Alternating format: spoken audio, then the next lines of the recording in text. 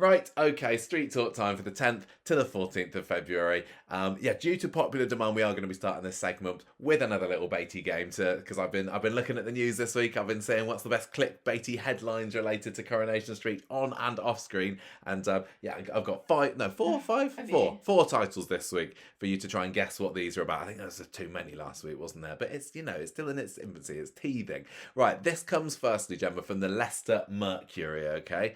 Coronation Street favourite set for return in inverted commas after 13 years, and Roy will be speechless. Now, this is still a spoiler-free podcast, everybody. Don't worry about this. But what does the Leicester Mercury hint in its headline? Is there going to be a return for Corrie? Michelle Connor? No, why would Roy be speechless at Michelle Connor coming back? Rosie? Sophie? No. Roy. Hayley? No, that would be a good one, wasn't it? No, I don't think she's been.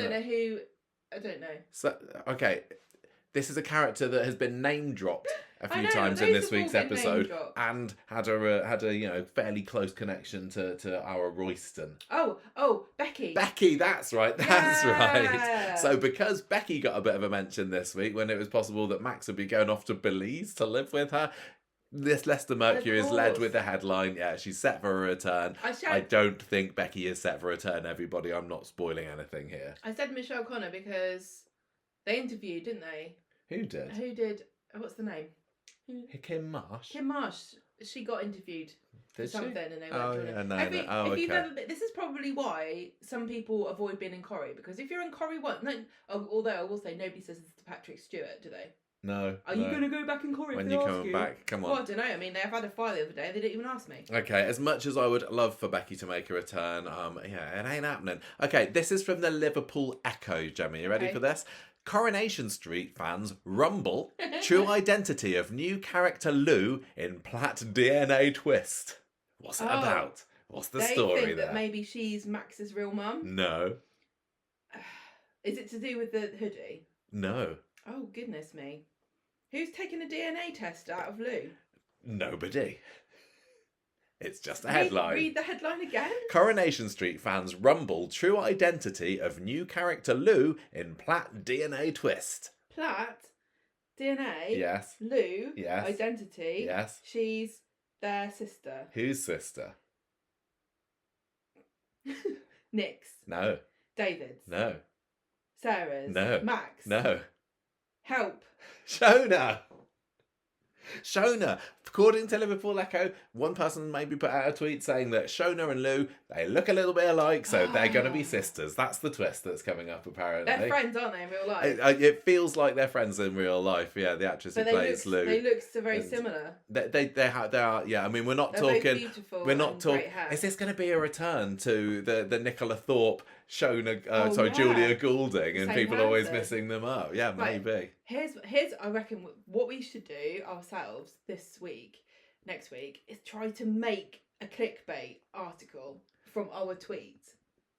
Oh, what, we should try and put some tweets out and just try and get them to pick it up and do an article. You can have that as a little project. Everyone can help us. If you read something and you think it might be our tweet, let me know, because I'm not reading all this crap. Okay, right. Next one. Yeah. Leicester Mercury again. They strike again. Leicester Mercury has got somebody on their staff who is just loves Coronation Street. Coronation Street, Dr. Gadass's new romance revealed, and it's with a couple's legend.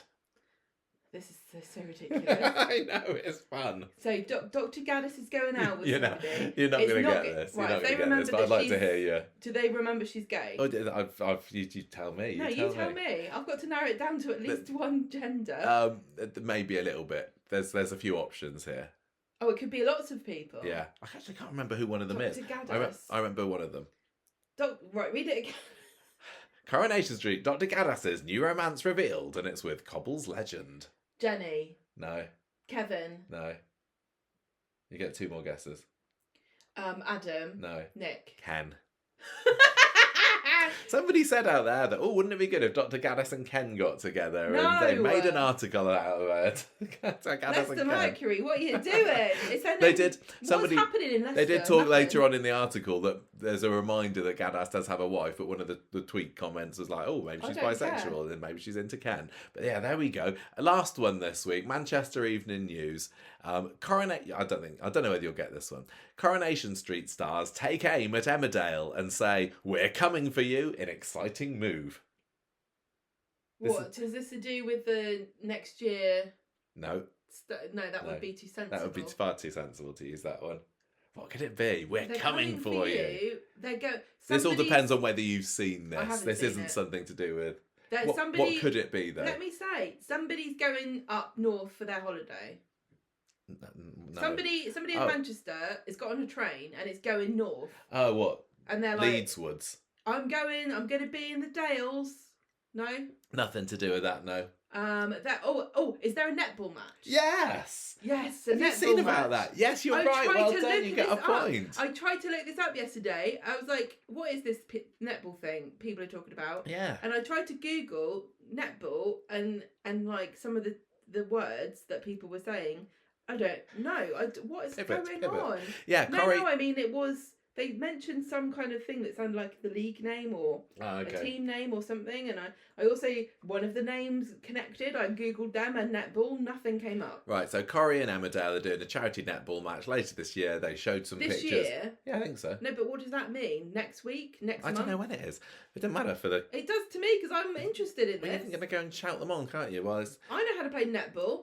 You're not in Corrie, though. I know, but I understand the game of netball. I wouldn't be going, why are they pivoting? Anyway, they just put a picture of rehearsal. So there we go. There's our little game for the week. Is that what you call it when you're an actor and you're practicing? You call it rehearsal? Yeah, I think so. I don't know. Like, excuse me, I know that we're due to this performance, but nobody's given me a script. There we go. Right, okay, let's get on with this week's Corrie. I'm still trying to figure out whether this is the best place to have this game or not. It feels like it's just delaying, and if people want to know what happened on the street talk, they say shut up about the debates. Maybe we should put it in the news segment. But then our YouTube listeners that don't get the news don't get to enjoy it. But we should also maybe put the news on. And also, let's talk organisation. We should get rid of the quiz if we're doing this because it's too much of a time waster. It's not a time waster at all. People love. No, I love this, but the quiz is I always say the quiz is a waste of time. No, people like both. Look, right, okay. Stories this week, okay? So we've got 7 stories lined up, couple of new storyline titles to try on you. You haven't seen these ones yet, have you? Okay, so last week we had Max Temperature as the fire story. We're starting off with that story again, but I've given it a subtitle this week. Yeah, go on. Max Temperature, the heat is on. Oh, nice.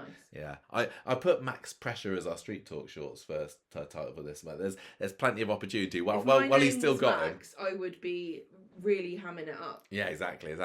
Next one, we got the Kevins. Did you know that Max Factor was actually his real name? I think I did know that, yeah. Like the brand Max Factor, I thought it was just like, oh, this lipstick is the maximum lipstick you can get. No, his name was Maximilian. Lipstick. Well, you know what I mean? Like the Max Factor of like your eyelashes can't get any longer with this mascara. Max Factor. Right, Kevin's cancer storyline. Very delicate, serious storyline here. I'm calling it to the wall. And this has actually got a double meaning because this title works for Kevin's got testicular cancer and also Abby's having a bit of a mental breakdown. I can't It's begin called to imagine. Grease Monkey Nuts. Grease Monkey Nuts. There we go. It works for both of them, doesn't it? So there we go. Grease Monkey Nuts. Yeah, they're both grease monkeys. She's going nuts and he's got something wrong with his nuts. That's so insensitive. Hey? Right, next up. We got a bad review once for that, remember? No, it's fine. Then we got our Carla's kidney kerfuffle storyline, another medical storyline for the week. And then we're going to have our story with the Lou and Mick. You know that they're living in Maudsley Street, I do know that. Around the other side of the Ginnell. Lou out back. What does that mean? You got a Lou out, like Lou out back. Yeah, exactly. Lou out back.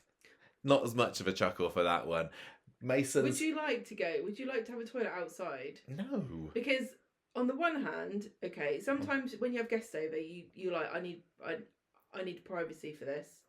I'm going to go to the toilet away from everybody. But on the other hand, it's like everyone walking up and down the Ginnell can hear that I'm having troubles. Look, since we moved into this house 3 years ago, 3 years ago, was it? 3 and a bit years ago? This is our first time living in a house with 2 toilets. We never use the other toilet. I do if people are over and I'm having problems. Did you really? I've got That's our privacy toilet. And also, the far away from the lounge the toilet. truly thrilling thing about our toilets is that neither of them have a lock. Do they? They don't know. Our toilets really don't have a lock. We still haven't got where it is. It's like playing a game of Russian roulette, Russian poulette, maybe. My alternative title for this, you know that Lou and Mick's surname is... Oh, they haven't said it. They haven't pronounced it on the street. Michaelis? Yeah, I wouldn't know how to say it. No, it's funny because Mick's name is obviously Michael, so his name is Michael Michaelis. So I thought we could call it Gemma and Michaelis because then it's a tribute to us, isn't it? It's a tribute to her. Surely this guy is called Michael Michaelis. That is clearly a reference to me. I'll hear no other option than that. Well, we know that Coronation Street adores us and that they really hold us high esteem. Yeah. And they're constantly trying to get our attention. Yeah, they love me so much that they named a character after me twice. Only explanation. Yeah. Right, Mace in a Case. It's like New York. Mace in a Case. That's Mason's funeral storyline. No. What? Why do you always say no? Because people enjoy it. People like it when I'm a bitch to you, don't they? They love to complain and say I'm horrible, but they laugh. Right. Daisy's blooming. Bethany's blooming well off. And Sassy Cassie, Steve's new lassie. I think that was a storyline title that we used back when they were getting together last year, and I've revisited it because they're back on the train. You spelled sassy wrong. I haven't. Thank you for yet another criticism. Right, I am going to. I bought you Lego. You have bought me Lego. It's Valentine's Day, everybody. I bought you Lego. Going together after however many years. But I did also buy potatoes with my money, which is my money. I shouldn't have to buy potatoes. Right, I am going to put you in charge of recounting the max temperature the heat is on story. What's been going on with old Platt? Are you interested in this? I'm finding myself less interested than I thought I might be. I'm not bothered about this at all. I genuinely... My main focus in this story is what are they going to do with his house? That's all I care about. And they've shown very little of the house. They're like avoiding showing it for some reason. Like the outside, I mean. Because I'll tell you what the problem with it is, and maybe you'll agree that maybe this is one of the reasons you're not as fussed on it as perhaps we should be. It's because it's to do with gangsters. I think you're right. That's the problem. Money. Well, that's one of the problems. The fact that it's a gangster tangential storyline, which have never been that much up my street. But also, I'm thinking, Max, you pillock. Yeah, you bloody pillock, Max. Why would you do this? And so a lot of the drama that's come out of this week is Max being a bit of a pillock. Yeah, exactly. And also... And David, a bit of a pillock. Yeah, I'll rob an ATM. Why not? So it's characters... Are they acting out of character? I don't know, but I'm just saying you brought all this on yourself a little bit, and that's slightly ruining my enjoyment of it, as much as I love every single character in this story. To add insult to injury, today, or was it like yesterday, or, Wednesday, I think it was today, Nick's like, well, I'll just give you the money. Yes. Okay, Nick, thanks for that, buddy. Would have come in handy a little bit earlier, wouldn't it? Cheers, pal. How have you got money too when you just bought... Yeah, just bought the Leanne's share of the bistro. He's just had his little money tree storyline. It's just Weatherfield's money tree. It's just honestly... Maybe, I don't think that Toya has said how she's spending her Les inheritance yet. Maybe she's going to wake up one day and realise that Nick's robbed her of it. Siphoned it so off. There you go, David. Pass this to Harvey. I don't know, but honestly, that is just that just added to my complete disinterest. Well, I'm not completely disinterested because I like these characters. I'm not either, yeah. This is the trouble. I like these characters, but I hate plots like this. I just hate boring. I think if this was a story with characters that I didn't feel such great fondness for, I would be completely more down on cold on it. Yeah. And also what is. I can't say another reason why I don't like it, but sometimes it feels like a bit of a foregone conclusion is all I'm going to say. Yeah. Right, so on Monday you got Shona and Lawrence with Max. Lawrence of Arabia. Oh God. Walking down through the desert to Weatherfield. Go on. She's about as dramatic, isn't she? With less reason to be.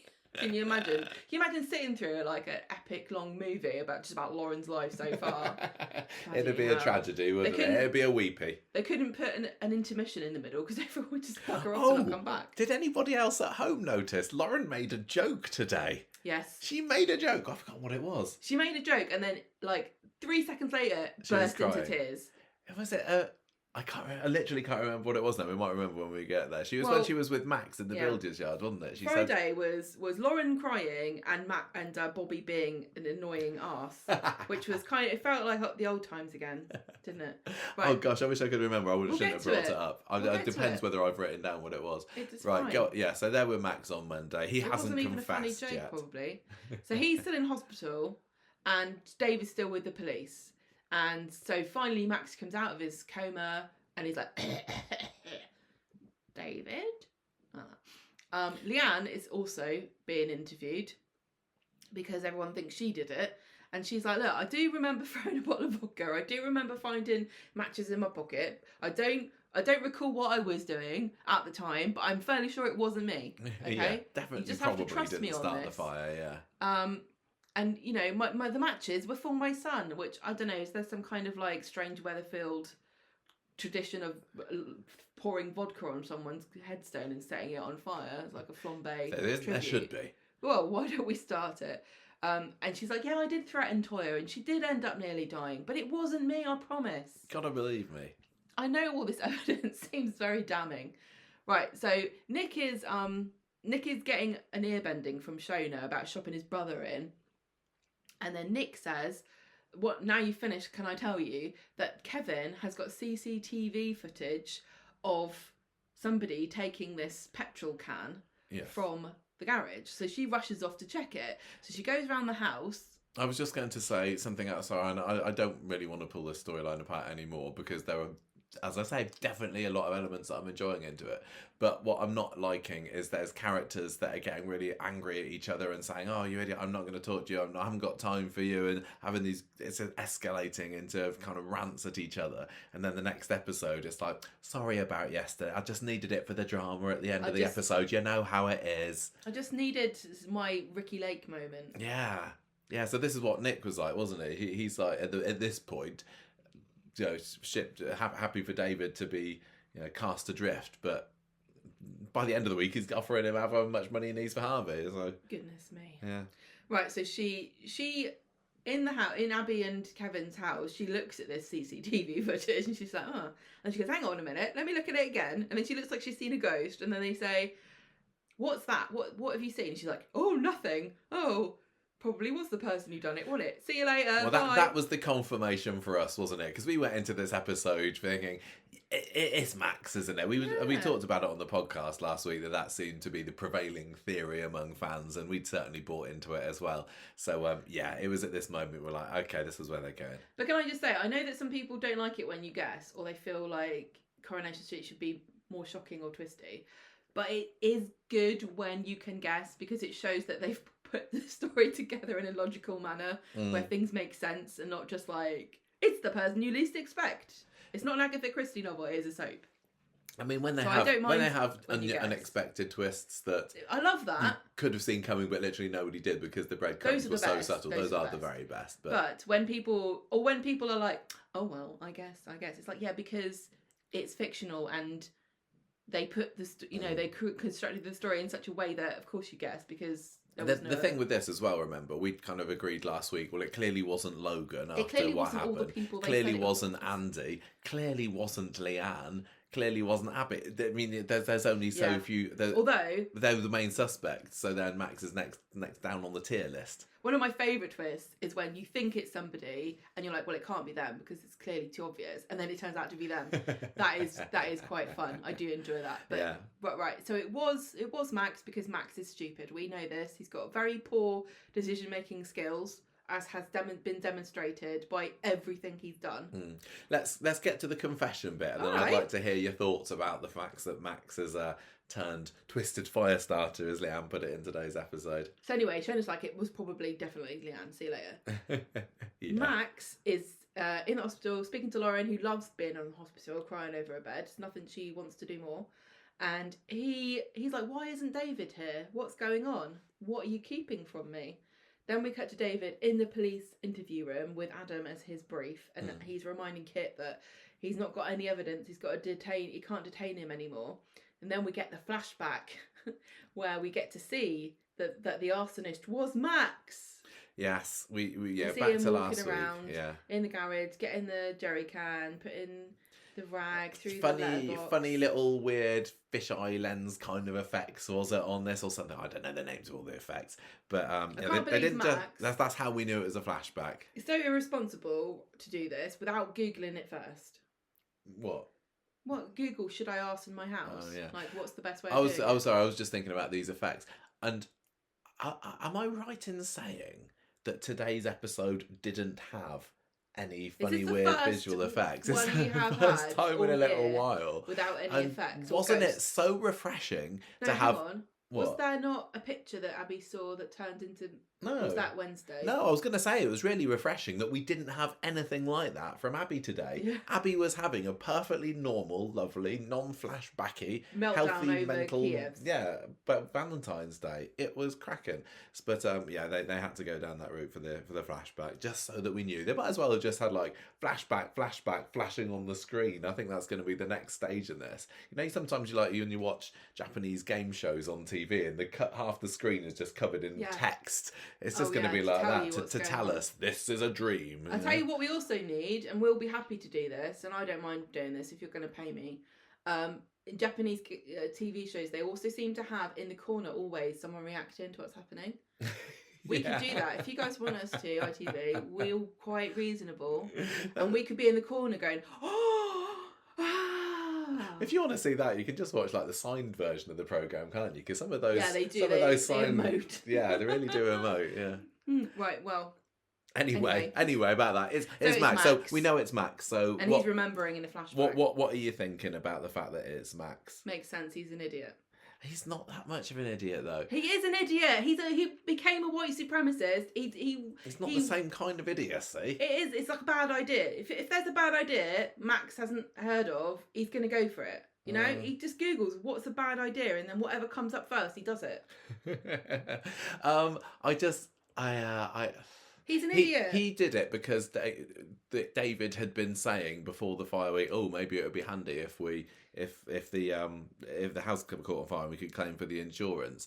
But he's just such a dumb thing to do, especially as he's just been fighting to get Lauren out of prison. They've just been planning this wonderful new life together that he and his girlfriends and the new kind of semi-adopted son are going to have together. This was such a massive risk. I don't believe he'd be stupid enough to do it. Well, he didn't think he'd get caught, did he? I mean, it seems like a fairly low risk bad idea because they were being pursued by a criminal. They could pin it on. Yeah. Oh well. It's just I'm very sad that it was Max. If he had done it slightly differently, he would have definitely got away with it. Like, there's no simple thing to have done would have been to have relit a candle and put it next to a curtain and just left it. Well, because then nobody would have known it was him. Okay, fine. Do you not think that it was literally just the hoodie? What? That it got him in trouble? Yeah, they were. Yeah, I guess they were. Because. Yeah, they wouldn't have found it. He didn't have to hide that it was arson because he was trying to pin it on somebody else. He was trying to frame Harvey's goons. Well, we know that these far right lot have been setting fires right back from the days of the Reichstag, so I suppose Max was just following in their footsteps, wasn't he? Yeah. I think maybe the thing that Max did that was utterly ridiculous is dumping the hoodie in the dumpster. Why wouldn't you just set it on fire? You've just made a fire. Why don't you put it in the fire? There's fire everywhere. He couldn't post it through the letterbox. It wasn't big enough. Yeah, he literally could have run around with that hoodie on during the fire and then took it off. Go, a bit hot. I'm just going to take this hoodie off. Put it in the fire. I've made more fire. At least Corey had the good sense to run away and chuck it in a bag into the canal. Max is like, 10-second walk away from the front door. Yeah, that's far enough. The Weatherfield police are pretty useless, aren't they? I also cannot believe they DNA tested it. I can't believe any police force cares about anything that happens. I think that anything that gets thrown into that particular bin is probably just contaminated with the DNA of all the other Coronation Street villains that have chucked things in there over the years. It's probably still DNA a bit of Steve. He did it. Stephen Reed set fire to the house, to the Platt's house. I don't know, Mason as well. Literally. Max, that was a really dumb move. He's a some. Oh, I just maybe my love of Max is clouding my. I do like Max, of his but decision, look, you have to admit he makes so many bad decisions, and it's not like normal bad decisions. Like, should I have a donut before I go to bed, or should I toast my ex-partner's passport just for the lols? Always super criminal, isn't it? It's like, should I join a white supremacist group? Should I make racist propaganda? Should I go and help my girlfriend murder a man and chuck him over a bridge? Why not? What could go wrong? You reap what you sow, Max, and I don't think you're getting out of this one. He's done so many naughty things. He's a very naughty boy. He has. He needs. Tell you what, he needs a good push down the stairs again, doesn't he? Get Daniel on the case. I'm surprised Daniel. He's probably going to have a field day with this news. He'd love it. Although he's too old now to be going to the school that Daniel, or to school whatever it's called, that Daniel teaches in. I think, isn't he? Well, he's never too old to learn. No. Anyway, right. So Shona goes and confronts Max in the hospital, and she's like, "Oh, for goodness sake, I see the CCTV that Kevin's got, and you're wearing the goddamn hoodie I bought you at Christmas. Why? I also like the way that she's mad at him, not for the crime itself, but for making it so obvious it was him. I'd be mad that the fact that this hoodie that he's only had less than 2 months at this point. She's like, you told me you liked it. Why did you use it? What'd you throw it away for? Also, I am actually going to put a little bit of this on Shona. Don't get your kind of stepson or whatever he is to, I don't know. Don't get him a black top with like skulls and things on the background if you're trying to change people's idea about his. Get him some nice pastels. Yeah, he's a good guy. He's reformed. No, he's got skulls and snakes. Skulls. Yeah. Okay. I mean, I'm not saying that if you're into skulls and snakes as your fashion motif of choice that you're necessarily a criminal or somebody with extremist views, but. It doesn't help, does it, if you're Max? No, it doesn't help. No. It's not what you'd wear if you were trying to, like, I don't know, get elected, is it? No. Okay, so Max is like, look, don't worry about it. I did it. The insurance is going to get us out of this hole. Harvey and the Radcliffe's going to be out of our lives. And she's like, no, you idiot. I can't believe what you're doing. And then David walks in and finds out as well, and he's like, okay, right, we've got to cover this crime up. I'm going to go and get the hoodie out of the wheelie bin. Platts love a good crime cover up, don't they? They are the most conspiratorial of all the family. Somebody does something wrong, at least you can say that about the Platts. They generally do kind of band together to say, we've got to keep the good name of the Platts out of the gutter. Nick's like, I'm a Tilsley, I don't care. I'm going to shop you in. There's barely any Platts left in the Platt, to be fair, are there? I know. Yeah. Still, Gail doesn't know any of this. She's going to be getting a very, very interesting round robin next Christmas, isn't she? She's not even going to read it. Right, come on then. What we got? We got next? He starts fishing inside the bin, does David, when Daisy comes over, and he's like, "Oh, I was just throwing things away," and she says, "Look, come to the pub because we've got a load of donations for you guys." So. I don't know whether we mentioned this on the show last week, but I saw someone online theorising that particular hoodie would end up in the donation. That's what I thought was going to happen. I really was absolutely certain. To be honest, I don't know what's the dumber idea, that or putting it in the bin outside your house. It's a genius idea. Right, so she goes with him. That was just a way of getting him away so that the police could handily come and collect it up. Don't spoil it. It's secret. People have seen it. Right, so the hoodie is still in the bin. And then Nick meets David and Shona, and he's calmed down a little bit, and maybe he's started to accept that it was possibly Leanne after all. And he's trying to apologise for dropping David in it, and David is not interested in any of this. Meanwhile, they're still interviewing Leanne, and then Kit's like, we've got some special information. Newsflash. DC Green or whatever, DS or whatever. I don't know what they all mean. C, he's a C. What does that mean? Constable. What does S mean? Sergeant. I don't know. It could be supervisor. No. Or superintendent. How many years did I force you to watch the Bill, Gemma? I never understood it. I never understood any of it. I just knew that there were men and ladies in uniforms, and some of them got to wear their normal clothes, like they were, maybe it was a charity day or something, and they could pay £5 to wear their jeans.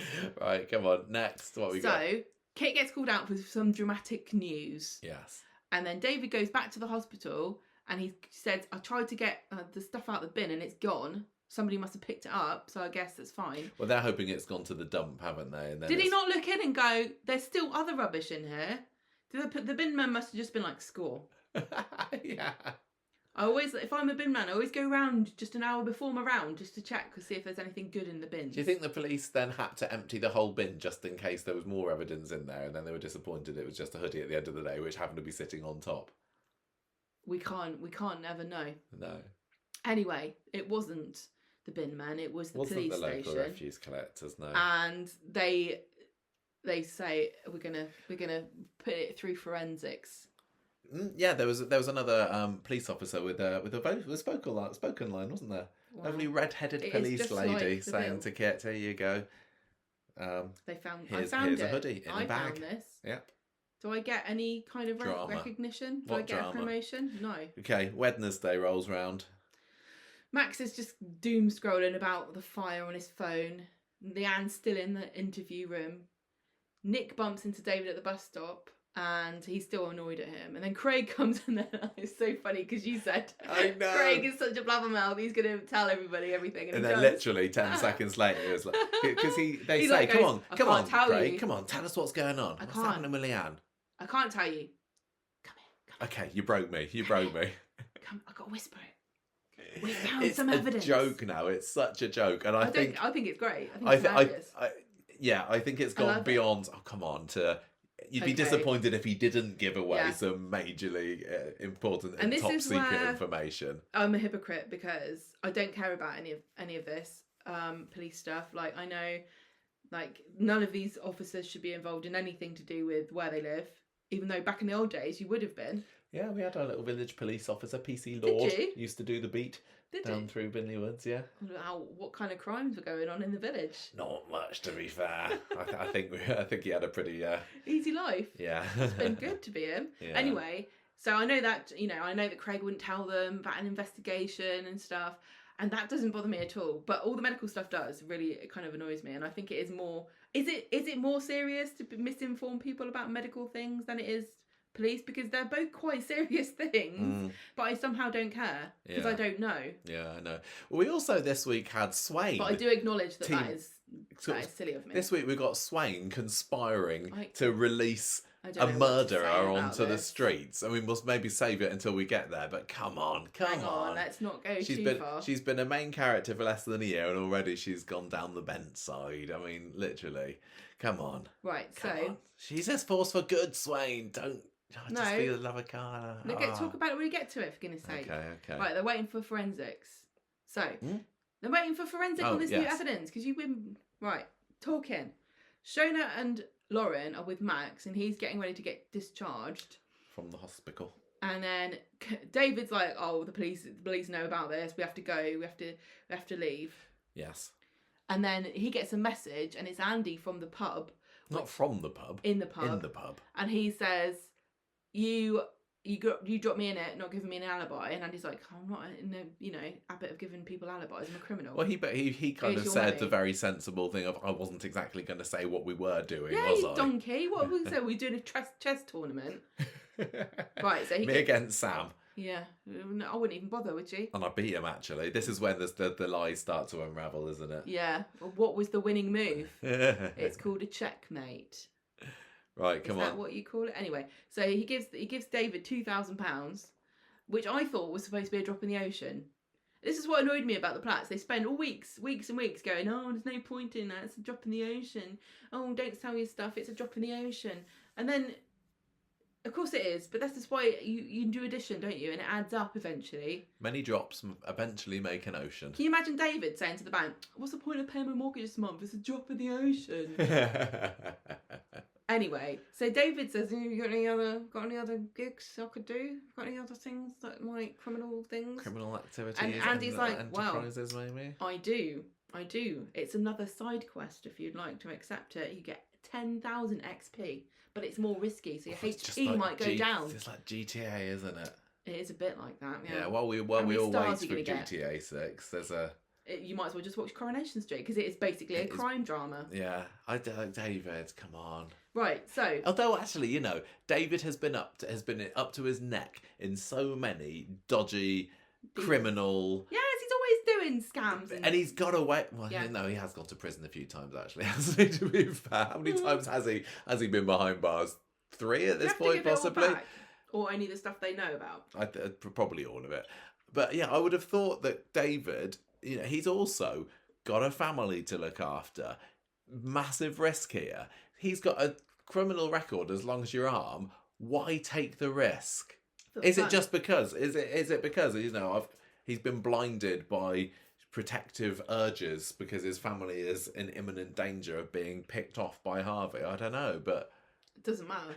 He's doing it. If your brother's got a load of wonga sitting in the bank, have you thought to ask him, David? He probably felt so stupid when Nick said, do you want my money? Why doesn't he? Yeah, did she want some of the Platt family fortune? And he's like, it's one of those, why you never asked, David? Oh, for God's sake. Also, no, I can't remember. Why didn't he just go back to the traditional Platt way of doing things, which is just to steal it off Nick? Tap it off Audrey. No, I think I can't remember. Maybe Nick was actually saying, "I'll help you get loans and stuff." He said he didn't. He wasn't going to give it to him. He said something about credit cards and stuff. Yeah, it felt a bit of a. We don't need to worry about this anymore. It did feel a bit like the writers going, "Look, we don't. This is boring. This is about Max. This is about Max now. It's not about Harvey." They all went home for their tea. Yeah. Right. So David goes to Sarah's. Sure, there's a grand plan. David goes to Sarah's flat and he's got a free wreath, which they seem mad about, but I'd say is a score. Why? Because it's a free wreath. What, an R.I.P. David wreath? Yeah, I'd love that. Save it for when the dog kicks the bucket. Oh, we don't even know how David's doing, do we? And we haven't seen David the dog for weeks now, no. Since he was lured away by Hope's chicken. You can't go out, you can't leave until they pay their ransom. Yeah. For all the treatment I gave you. So he shows Shona the money and tells her he's going to do another job. And then Nick says Leanne's going to get in trouble. She might end up for 5 or 7 years. But if she did do it, then I hope she goes down for it. Yeah, Nick's still in the dark at the moment, doesn't he? Because David revealing to Shona the cash was a little secret kitchen move. Yeah, and Nick's like, anyway, it probably is Leanne for sure. And Max looks guilty. Yes. Meanwhile, at the station, Craig brings Kit the report on the hoodie. And Kit reads it and he's like, oh my God. You're gonna be kidding me. I can't believe it's them. I assume that Max had his DNA and his fingerprints taken when he was banged up. Yes. Yeah, he's on the record. Bloody good job, really, wasn't it? Because if it was someone else, mind you, everyone on Coronation must have their DNA in the system somewhere, because they're all a bunch of criminals who hasn't done a crime on Coronation Street. Even Yasmin's been on trial. Yeah. Yeah, I would like to know. Like that's a good thing to try and find out. Who on Coronation Street does not have their fingerprints registered in the Weatherfield police station? As Ken, I don't think Ken has. No, because he did that breaking in. Yeah. Well, he's got. Oh, Ken got sent down years ago, didn't he, for taking part in an anti-Vietnam War protest? Do you remember? He had a night in prison or a week, or I can't remember. And Val was mega narked that he stood up for his principles. They didn't have fingerprints then. What? That's a joke. Okay, so Shona and David are trying to reassure Max that it's like they don't worry about Leanne. She's not going to get in trouble. And then he thinks he's going to get convicted and he's going to go away for a really long time. And then Leanne gets released because of this information that they've just got that it was Max, but they don't know that yet. Toya happens to be there and she's like, oh Leanne, I'm so happy. I missed you. I want my sister back. And Leanne's like, I kind of thought and I semi-hoped that this would be the eventual and inevitable Leanne and Toya reunion at this point, because we all know it's coming and I desperately want them to be on the same side again, but Leanne's not having any of it. So yeah, when they get back to the end flat, of the year, Leanne's like, they'll be mates again. It's over between us. I'll never be your friend again. I don't want to fight anymore, but I can't. Yeah, they go to the street, don't they? And she has a bit of a cry as she goes off because she wants her mate. She wants her sis back again. So this is why we need Eva to come back and bang their heads together, don't we? Come on. Right, so Kit and Craig go round the flat to find Max, and David says, oh, he's asleep. And then he looks in the door and he's done a runner. So they're trying to find out where he is. Craig puts a call out, suspects on the loose. And then this is when Kit tells David and Shona that they think that Max started the fire. So where does he go? Builder's yard. Round the corner. And he hides This place has already been on fire. It's safe from me. Yeah. So lightning doesn't strike twice. I can't remember what's going on with this builder's yard anymore. I can't remember whether they've said they've sold it to anyone else. I'm assuming not. Because at the moment, what's going on with Ronnie and Ronnie and Ed aren't really doing much at the moment. I thought they were having a super duper building company and they were redeveloping stuff. Did that not happen? I don't know. I think the insider trading maybe put an end to that. Oh yeah, and then Ed was like, "Oh, sell my builder's yard for my debts," and he hasn't sold it, but he's working as a handyman. Yeah, he's working at the Chariot Square, for clearly far less money. But not selling the builder's yard to anybody. Gary was going to buy it at one point, but then Max pulled out. Hang out. So it's derelict. Tell you what, rent that room out to Max. Yeah. £20 a week. It was nice to see inside it again, I thought. Yeah, that's his new hiding spot for a while. But if I was him, I would probably go in that little bit on the right rather than the left. Do you remember when Phelan was tied up on his final week? Vast. They had space. Exactly. That never has been seen before or since. But probably it was a bit warmer as well. But no, he decides to go. They probably demolished it to put the staircase in. Or we could go upstairs. Just go and sit, yeah. Yeah. And then you can look out a window. Up there. Yeah.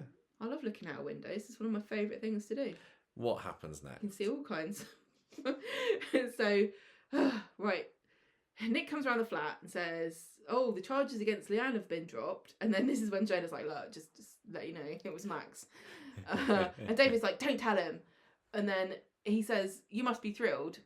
The heat's off Leanne, and now Max is going to prison." And Nick's like, "No, I'm not happy at all. I'm always miserable." And then he leaves. And then David gets another suspicious text.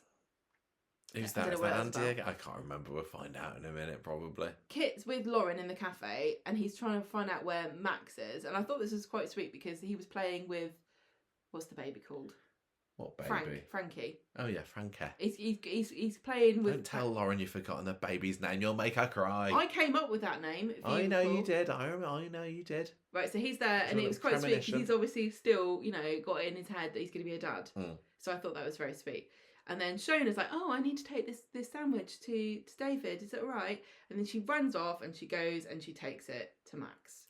In the builder's yard. And then Lauren follows her and like, "What the hell are you doing? Why are you going on the run or something? I thought we were supposed to be having a new life together. Running away is not the answer." And he says, "I can't go to prison." And she's like, Shona goes home and she and David talk about what their plans are to get Max out of the country. And they decided to ask Becky, who's with a bloke in Belize. Is this not the same guy she went to the Caribbean with? Is this I don't a different know. Guy? I think she's given him his marching orders. Oh, that's sad because I just like to imagine her living on a farm. But well, they went to Barbados, didn't they? That was where Becky was. That's not the same place as Belize. They both begin with a B, and they're not here. Yeah, but they're different countries. Yeah. So yeah, she's going to harbour him, is she? Yeah. So Becky is Max's aunt, I'm gonna say. Because Max is Kylie's He's actually son. blood related. Yeah. Is that a problem then? I just thought this runaway to live in Belize problem has got disaster written all over it. No one can run away. Has anyone ever done this?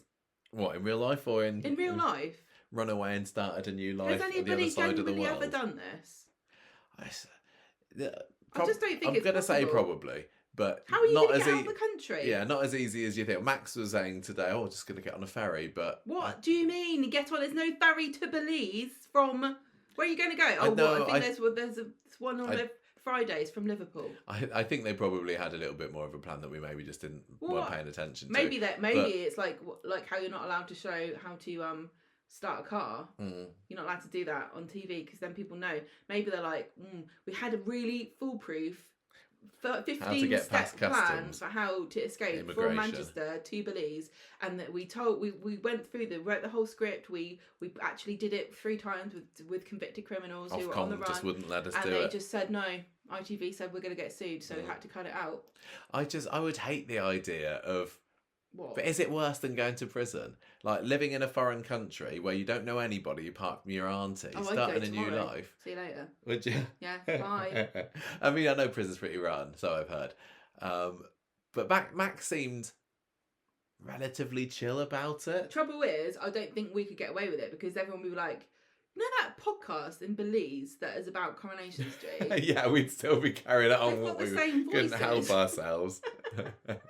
Would we have to get new names as a little? What's your name? What's it called? What, my Belizean name? Yeah, what is it? I don't know. I quite like Michael, to be honest. You can't. All right, we'll both keep our names because then people will be like, "Well, it's too obvious. It can't be them." We could be Jim and Michelle, and then we just kind of swapping over, aren't we? Yeah. I'll be Michelle, and you can be Jim. Yeah. Okay. Okay. Anyway, what are we doing? Max is going to Belize. Hang on, what crime are we going to commit? No, we're not going to say it on air, are we? We'll have to plan it once we've stopped recording. Sorry. God, he was bad. We're not going to get away with this, are we? With his terrible planning. Going to Belize is the stupidest thing I've ever heard. Do they show Corrie and Belize, or do we have to download it illegally? That's the problem. I can't commit What's the more internet crimes, speed Michael. like? What's the bandwidth? Once we move to Belize, that's it. Clean slate. I'm going to do everything by the book. Anyway, they're going to send him to Belize with Becky, and he's going to give Harvey another 10 grand because I got a job lined up for Andy, so everything's going to be fine. No, with Andy. What did I say? You said for Andy. Well, it's the same thing. I suppose it is the same thing, isn't right, it? so everything's fine. On Friday, Lauren comes to visit Max, and she tells a joke. Can I ask you, did you think that Max would end up getting caught? Right. And then he'd disappear, or did you think that Max would end up having his happy ever after on the other side of the world? No, I thought he was going to get caught no matter what. I think they managed to trick me, because I was actually thinking, okay, that's where they're going with it, and having Max on the run. I won't say why. It just makes me. It makes me sad. It makes me sad to think that he's going to be there behind. But I don't know. He deserves it. He's been a bit of an arsonist, hasn't he? But I don't like it, because he's going to be sent to prison with... Who else is in there that's banged up, that's going to be out for his blood? I suppose Harvey's in that prison, isn't he? And Damon. Anyone who isn't white. So is Reese, I suppose. People who hate racism. Yeah. So maybe Reese is going to have him under his wing. In the prison true. wing. Yeah, he's got loads of... When you're a white supremacist, loads of buddies. When you're a Corrie character and you get sent to prison, there's a surprising number of familiar faces that might pop up when you're in the dining hall, or when you're chopping up your rocks or whatever you do Rob? there. Yeah, Rob could look after him. It is the Corrie wing. How many cast members are in prison now? This is the funny thing. I know we say there's too many police scenes, but there are also too many prison scenes. And the prison scenes started before the police scenes. Yeah. I suppose it's easier to send Max to prison because although they did a stellar job of making us believe there were some scenes filmed in Turkey last year, it's probably going to be easier to convince us that Max is in prison than actually in Belize. He's hiding in a hotel in Belize that looks surprisingly like a Turkish hospital. Weird. With shades of Chariot Square. This is a Chariot Square hotel. This is what the volume wall's for, isn't it? Make us believe that he's in Belize. You don't even need to bring back Catherine Kelly, because they can stick her on the volume wall as well. Get Paddy Beaver doing a fake walk. La la la. Or to be fair, what's just in Belize? Project. What is it? What is it? Is it got? What kind of landscape? I'm imagining tropical. I know. I literally jungle, but I thought that might be. We've got far enough into the podcast for me to admit I have got absolutely no idea where Belize is. Central America, is that okay? It's lovely. Well, look, Paddy has been on his holidays recently. If you've been following him on his Instagram, so they could just beaches. Use a few snaps from that, or got him to film some while he was over there. I don't know. Lots of resorts. Oh, it does sound good. It's almost worth setting fire to a house for, maybe. Anyway, look, what else has gone on? Let's get back to this. We've been silly today. We've been very stupid. Yes. Right, so she tells a joke. We can't recall it, which is sad because it's quite momentous, actually. I can't remember. I'm sad that we didn't write down what his joke is. I think it was just a silly comment. So she says, "Oh, sorry, I went off on one, but I needed It's gone. to be dramatic. You have to write it and tell us. We love each other." She cries. He says, "I'm going to get a ferry to Belize," and she's like, "That sounds sensible." Nothing could go wrong. Shona and was she also planning to go out to Belize with him? Was they going to have a little... I don't care. David and Shona are in Sarah's flat when Nick comes round, and they're like, "Where's Max?" And David says, "Yeah, you're up to something." Nick's still being kept in the dark. Up to something. Nick's being kept in the dark about a variety of things for temporarily this week, isn't he? And then just so that the reveal can happen later. No, this is Nick having a suspicion, which is why he finds David later. So David meets up with Andy in the Gunnel to hear about the plan. Robin at ATM and at a supermarket. I think the twist there should have been that Lou and Mick should have overheard them, because you got to watch out for people hearing you from the Coronation Street sides when you're having these illicit Gunnel whisperings. But you never expect what Maudsley Street are going to say, are they? No. Yeah. Although I don't know whether... I think Mick and Lou maybe haven't moved in yet. No. I think Gemma said, so it's coming soon. So Shona goes to visit Max, and they have this moment, and she realises later that it was him saying goodbye. But she doesn't realise it at the time. Yeah, and she kind of puts her foot in it. Again, she doesn't realise until later by saying, look, you got options here, Max. Is this what you need to do? I thought that was a really quite sweet scene, actually. The line where Max says, oh, I know my mum's dead already, but I never felt like an orphan with you. I thought that was quite lovely. You're not an orphan when your dad's alive. His dad's not alive. Oh yeah, sorry. Exactly. So I thought that was a lovely little scene. I never felt like an orphan because I've been raised by a family my whole life. Yes. That's nice. Exactly. David's in the car, in the precinct, on the phone to Andy when Nick comes, grabs him, pulls him out, says, you're an idiot. I couldn't... Why did Nick know that he was there? Because he heard about the plan. This is what I said earlier. The breadcrumbs were laid when Nick is suspicious that David goes somewhere. But I didn't know how he knew that he was at the precinct. Or is it just a case of, while he's not on the street, he could be anywhere in Weatherfield, probably the precinct. Was it that? That's the problem when sometimes, right, you build a brick wall and there's holes in it. I'm always doing that, yeah. Right, and people say, that's stupid. That brick wall is full of holes. Mm. Then a big hurricane comes through and your brick wall is still standing because those holes were actually for the wind. The wind's gone through the holes. This is what this plot is. Okay. There are holes in it so it doesn't get blown down by a hurricane. Oh, perfect. That makes all the sense in the world now. Thank you. Right. So, Nick tells him off and says, look, I'll just give you the money. Yeah, all right. Something along those lines. Anyway, I'll help you get it. And then Max escapes out of the builder's yard, very successful hiding place, and David goes home. Shona's like, sorry, I told Nick about the rob job, and then David says, oh, it's all fine. We get money now. I've got bigger things to worry about now because that money thing's solved. But now, where's Max gone? And Shona says, oh no. Yeah, he's tried to ring him, hasn't he? I think I know where he is. He's at the police station. He's turned himself in. Why has he done this? I can't understand. I had this foolproof plan, 15 steps. Weatherfield to police. Simple. Do you think that this was the right thing for Max to do at this stage? I mean, for a start, or should he have gone through with the plan? Do you not think that it's illogical in the first place to have like this elaborate plan to escape to Belize when you literally don't have money for a vet bill and you're robbing banks? Mm. Where are you getting the money to go to Belize? I know that you're going on a ferry. Away, don't you? What kind of ferry are you going on? Oh my god, it's so stupid. It doesn't matter. You can just like cling on to the edge,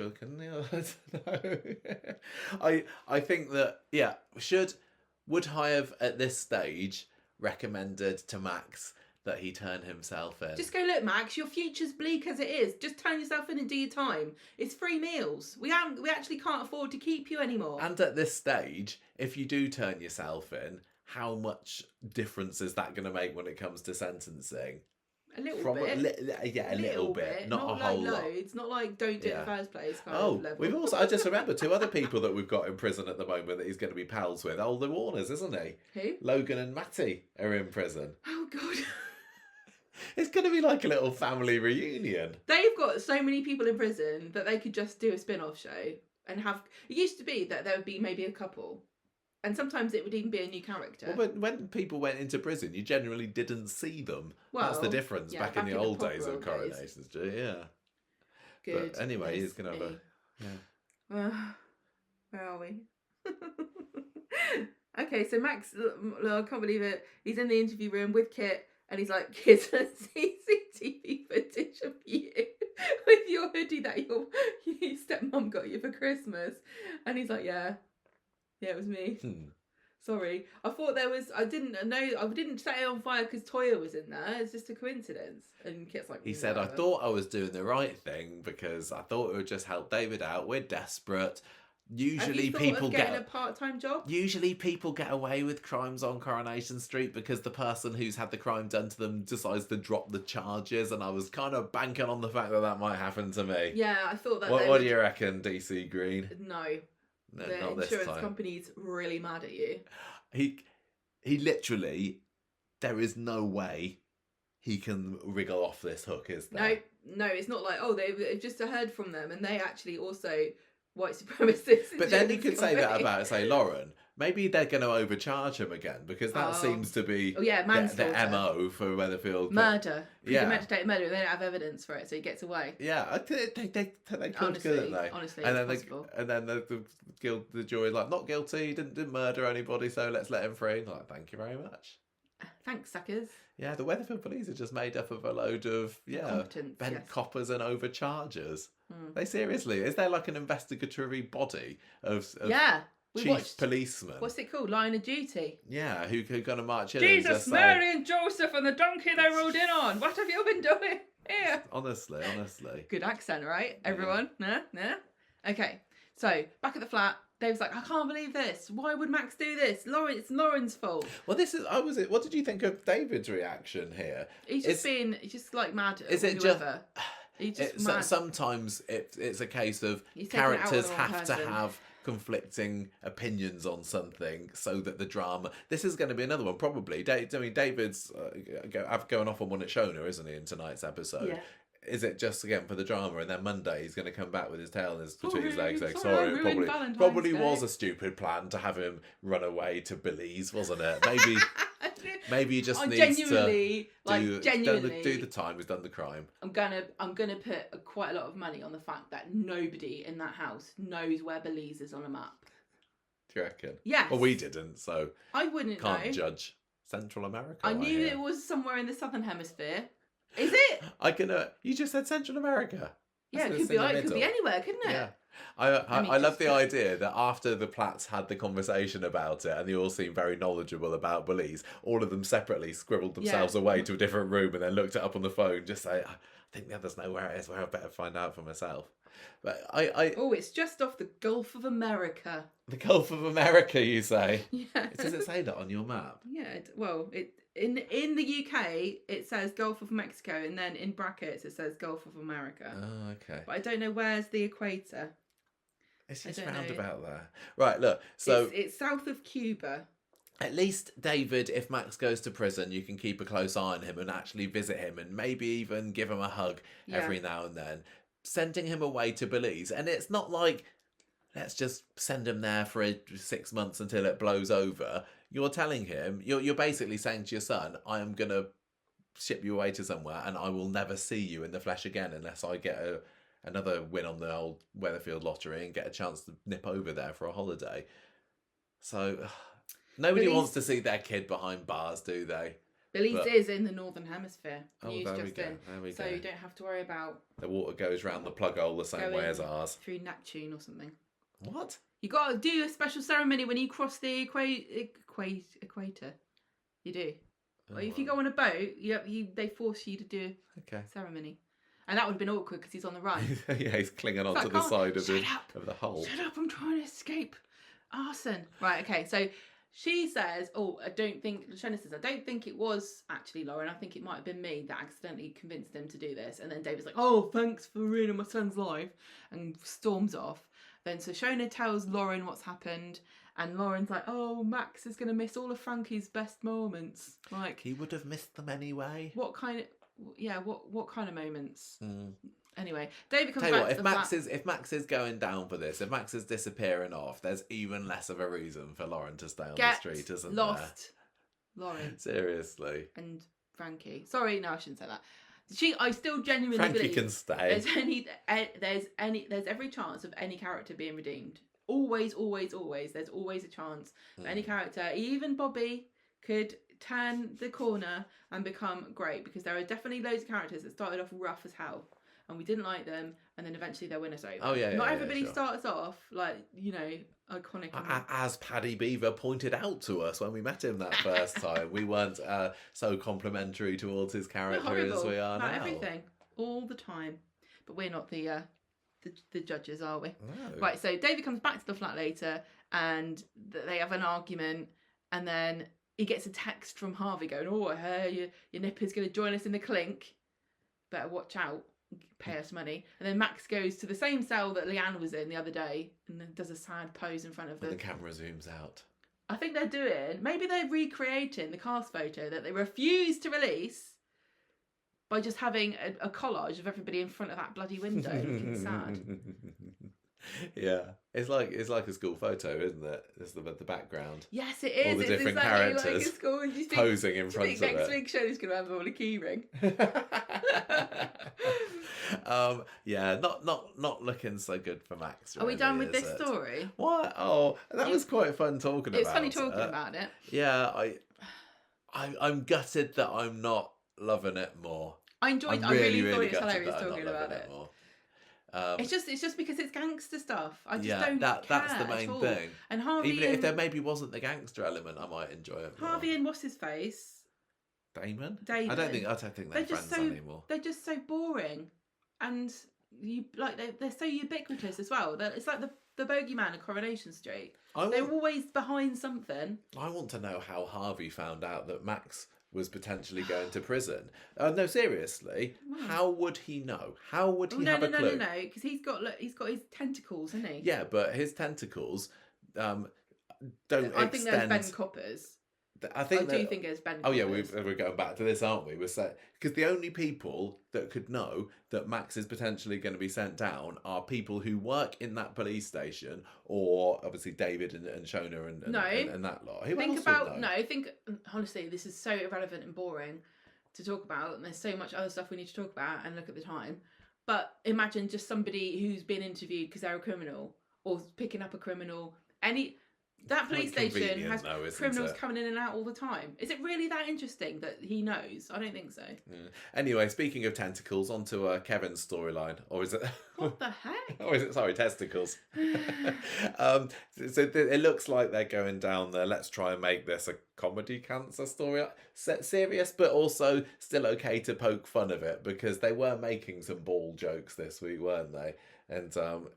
I don't think it's going to be. I don't think it's going to be the same level of lightheartedness as Paul, but equally the sadness of it isn't going to reach there as well, because I think he's.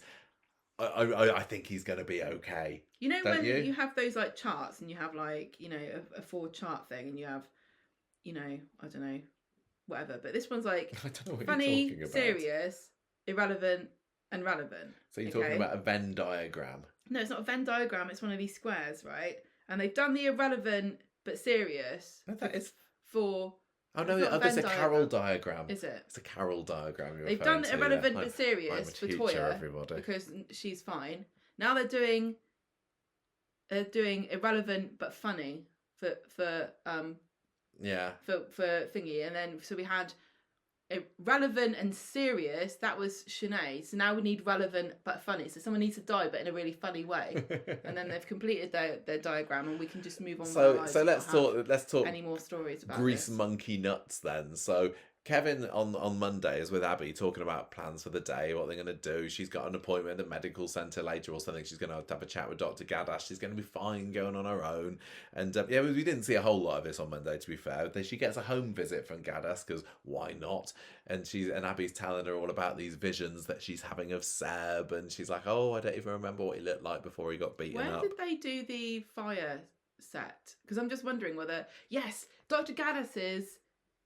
doctor's office used to be inside Underworld set, so they record some of the interior fire scenes for the Platt house. The Platt's house was... So that's why she had to do a home visit, because she's like, my office got caught on fire. My office has been displaced. Don't even ask how that happened. Yeah, is that not what is that?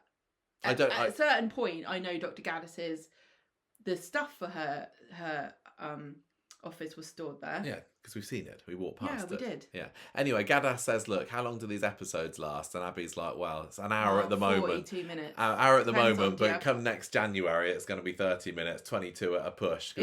She's like, do you have ITVX Premium? Because it's shorter then. Yeah, you can get these episodes on demand, Abby, and you don't just have to wait until 8 o'clock. Yeah, do you know what I really fancy? Is being haunted by my dead son. I just tune in. Anyway, look, Abby says she's having a very serious time, to be fair, when yet again we're being inappropriate. Abby says, look, Seb's just there all the time. It's not as bad as that, but it did make me wonder the scene at the end of the week where she and Kevin decide to go up to the bedroom with their cans of lager, where the Seb was going to be standing at the end of the bed. But anyway, she says, look, it's affecting Kevin, it's affecting Alfie. I'm worried that I might harm them. And Gada says, look, sounds like you got PTSD. Have you been to itv.com/advice? I hear they have an excellent webpage about it.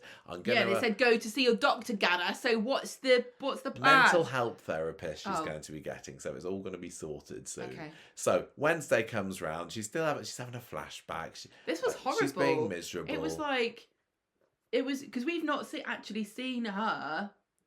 She goes catatonic, doesn't she? We've never seen it from someone else's perspective, what she's doing.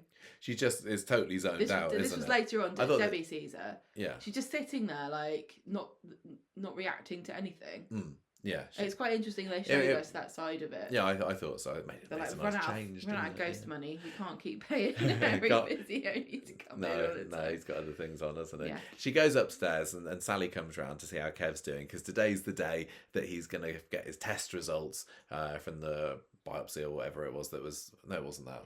That's a bit extreme. About has he got cancer or not? And she's like, did you know, Kevin, I had cancer once. Yeah. And let me tell you, here's another fact. The actress who plays me had it at the same time. I don't know whether you've heard this story. Don't worry you. Have you checked? Yeah, come on, Mike. Have you? Maybe. Everybody check. If you're listening and you got bits that might get something, you can feel it. You got your boobies or your balls. Have a check. Just have a feel. Give them a quick squeeze. Everybody do it now. Just pause us. No, you can still listen to us. Well, you can listen while we're doing it, but just concentrate while you're doing it. So anyway, look, go to the bathroom. Sally's the street's resident cancer expert, and she says, I'm coming with you, which I thought was very nice. That was really nice, a throwback. It was a proper Kevin and Sally throwback, and there wasn't even any tinge of Abby being jealous by it as well. Or Tim. Or Tim. Or like a moment where they looked at each other. They were just, these two characters have known each other for the best part of 39 years been or in so. It with each other. 40 years. And and so I thought it was lovely. And even like Sally holding his hand when they were sitting in the corridor waiting to go in, because Kevin's having a little panic about it. And she's like, you're going to get through this. Get called in. Sally goes with him, and he's got cancer. And we don't have any money for an effect. Oh no, I thought that this was very pleasant and refreshing as well. That Kevin got delivered a bad diagnosis without any form of experimental editing. I was said to you before, I paused it and I said, right, Gemma, how much are you going to bet me? Is it going to have the... and Kevin's... They didn't. They just had to deliver the news. Because then we later had Abby having it, and it would have been just... Abby's got the lion's share. I'm glad that they didn't. That they at least they have their own limit for how many weird effects you can have in one. Like how many characters can have it at once? Because if they'd had Kevin and Abby in the same episode having some kind of mental crisis that's portrayed to us through the medium of a sound effect, it would have been a bit much, wouldn't it? Yeah. But anyway, did it lose anything by not having it? No, in fact, it was fine, and it just shows you don't need to have sound effects when somebody's getting a diagnosis at the hospital. It's absolutely fine. And rushes out. He doesn't want to hear anymore. You interrupted me. I'm trying to get you to get through this. Do you not want to eat your load of potatoes? I would love to eat my load of potatoes and Wagyu burger, thank you. Right. This then has got Debbie coming around to number 13, which everybody on the internet loved, and I did too. She's coming around to spend some time with Abby and do some quality painting with her. But when she gets there, the fire alarm's going, smoke's coming out the oven, Abby's sitting frozen on the sofa, tears streaming down her face, and Debbie's like, come on, love it. It's so lovely. Sue Devaney is such a blooming gift. She is such a gem in the crown of Coronation Street. And these little tender scenes that she had with Abby on Wednesday, absolutely cracking. Absolutely loved it, yeah. So they then go on to have this painting sesh, don't they? And I mean, I'm going to say it now. This is going to be in the contenders for Scenes of the Year when we do it on Patreon. I added it to our list because this was just a lovely, joyful... didn't need to be there particularly fun scene between two lovely fun women. It was great, wasn't it? Both women, yes. Why are you saying it was a great scene? Did you not adore this scene? I did. Yeah, so they're sitting each other opposite each other on the kitchen table. I was worried though. Why? I was really worried at one point that we weren't going to actually see the pictures. No, of course. I was like, don't cop out. It was framed in a way so that you couldn't see the pictures until they were revealed, and I was waiting for it. And actually, fair play to her. Debbie did a pretty good job of Ronnie, didn't she? I thought that they were painting each other because I mean, the fact that she can do that from memory, or was she having a look at a picture of Ronnie on his phone? I wouldn't be able to do one. I wouldn't be able to do a picture of you that looked anything like you. No, but if somebody were to hold this up and say, "Who's this in Coronation Street?" I think I'd be able to say it's Ronnie. Now, of course, there aren't too many black characters in Coronation Street, and I didn't think it was Ed or Michael. But yeah, I think Debbie's got a bit of a hidden talent there. Actually, maybe it was her that did the redecoration at Chariot Square last year. What do you think of Abby's picture? The angry little gnome fella. I want to know what she was making space for. That needs to get on ITV Reloved right now. I would pay money for that. What was she making space for in the rest of the picture? It's so funny because you see that sometimes, like if I'm teaching an art lesson at school and the children haven't quite got the idea of how it's going to fit on the page, and I totally saw that. She's going, I'm going to start here and I'm sure the rest will fill out. No, all down there in the corner. It was great. And it was also clearly supposed to be Kevin as well, but the beard was wrong. It was brilliant. Absolutely loved it. That needs to go pride of place in the Curry Prop store now. Or stick it in the Coronation Street Experience at least. Take down Alf's portrait. There's a new contender in town. Take down. It was so funny, and it was just the fact that they both ended up laughing about it. It was sweet, joyful, and lovely. Tension breaking. It was, and it was what the story needed, because we'd also just been having scenes of Kevin and Sally together at number 4. They go back to Sal's house first, and Kevin's saying, "Oh, what am I going to do? What if it's hereditary?" And they make a few jokes about, Rosie and Sophie aren't going to get it, are they? And then he does a bit of a name drop, doesn't he? His brother Carl gets a shout out. So Carl, for anybody, and I'm going to assume there might be a few people out there, Carl is Kevin's very, very, very, very, very rarely mentioned half brother. Never been cast. We have never seen him. We've only heard of him. In the old days when they were in the show originally, and it was all the same actors still. You had old Peter Armitage, and we had Sue Devaney and Mike Lavelle. Yeah, they were all the same characters. Yes. Even then, Carl was not in the show. Well, that's because he hadn't been born yet. Yeah, all right. He's a younger brother. Yeah, he's a younger brother. He's never been in the show. No, he was born in 1986. So the story with the Websters coming in 83, 84 maybe, and then they hang around the street for about a year. It was like a year because Peter Armitage was like, I wasn't signing up to be a lifer. Although to be fair, he ended up being on and off for about 30 years or so, didn't he? And so they moved down to Southampton. What happened to the mum? Did she die or did she leave them? This was a different mum. So I think you put me on the spot here. But yeah, I just remember Debbie had to be the mum. Yeah, I think that I think that Debbie and Kev's mum had died from cancer. Oh because testicular cancer. No, this got brought up in the episode. Pay attention. Because he's like, my mum had cancer and all. And yeah, so they're just living the three of them. And then Bill finds another lovely wife off screen, moves to Germany with them. This is where Carl Webster comes. So right, so he's a young German. Well, yeah, this is the thing. Yeah, so will we see Carl? Will he be German? Let's find out. Because I wonder. We got the news. We saw that the headlines were there, like baiting a Corrie comeback for Becky. And what about Carl? What about Carl? If I was Carl and I was in Germany right now, okay, and I had the bad news, my brother has got testicular cancer, and also the terrible news that this up and coming young chef Mason was going to come to Germany to teach everybody about how to make food. And now he's dead. I'd come to England, and I spent my whole life in Germany waiting for an English chef to come here to teach us the ways of how to cook things. I'm going to throw it out there. If Carl Webster ever does appear on the cobbles, I'm going to say he's not going to even have a hint of a German accent. I'm going to say he's going to sound fairly Mancunian. Well, I don't think there's that much opportunity to show off your German skills, is there, in Weatherfield? I don't think it's generally needed. I would give Coronation Street, so I would give them, I think I'd write a cheque for £50 and I'd send it to them and say, spend it on what you want. If not only do they bring Carl into the show, but they make him German and give him a German accent, I would absolutely adore that. Be so fantastic. I would also enjoy. And I would love him to just spend the whole time being like, "What are you doing? Why are you all so strange?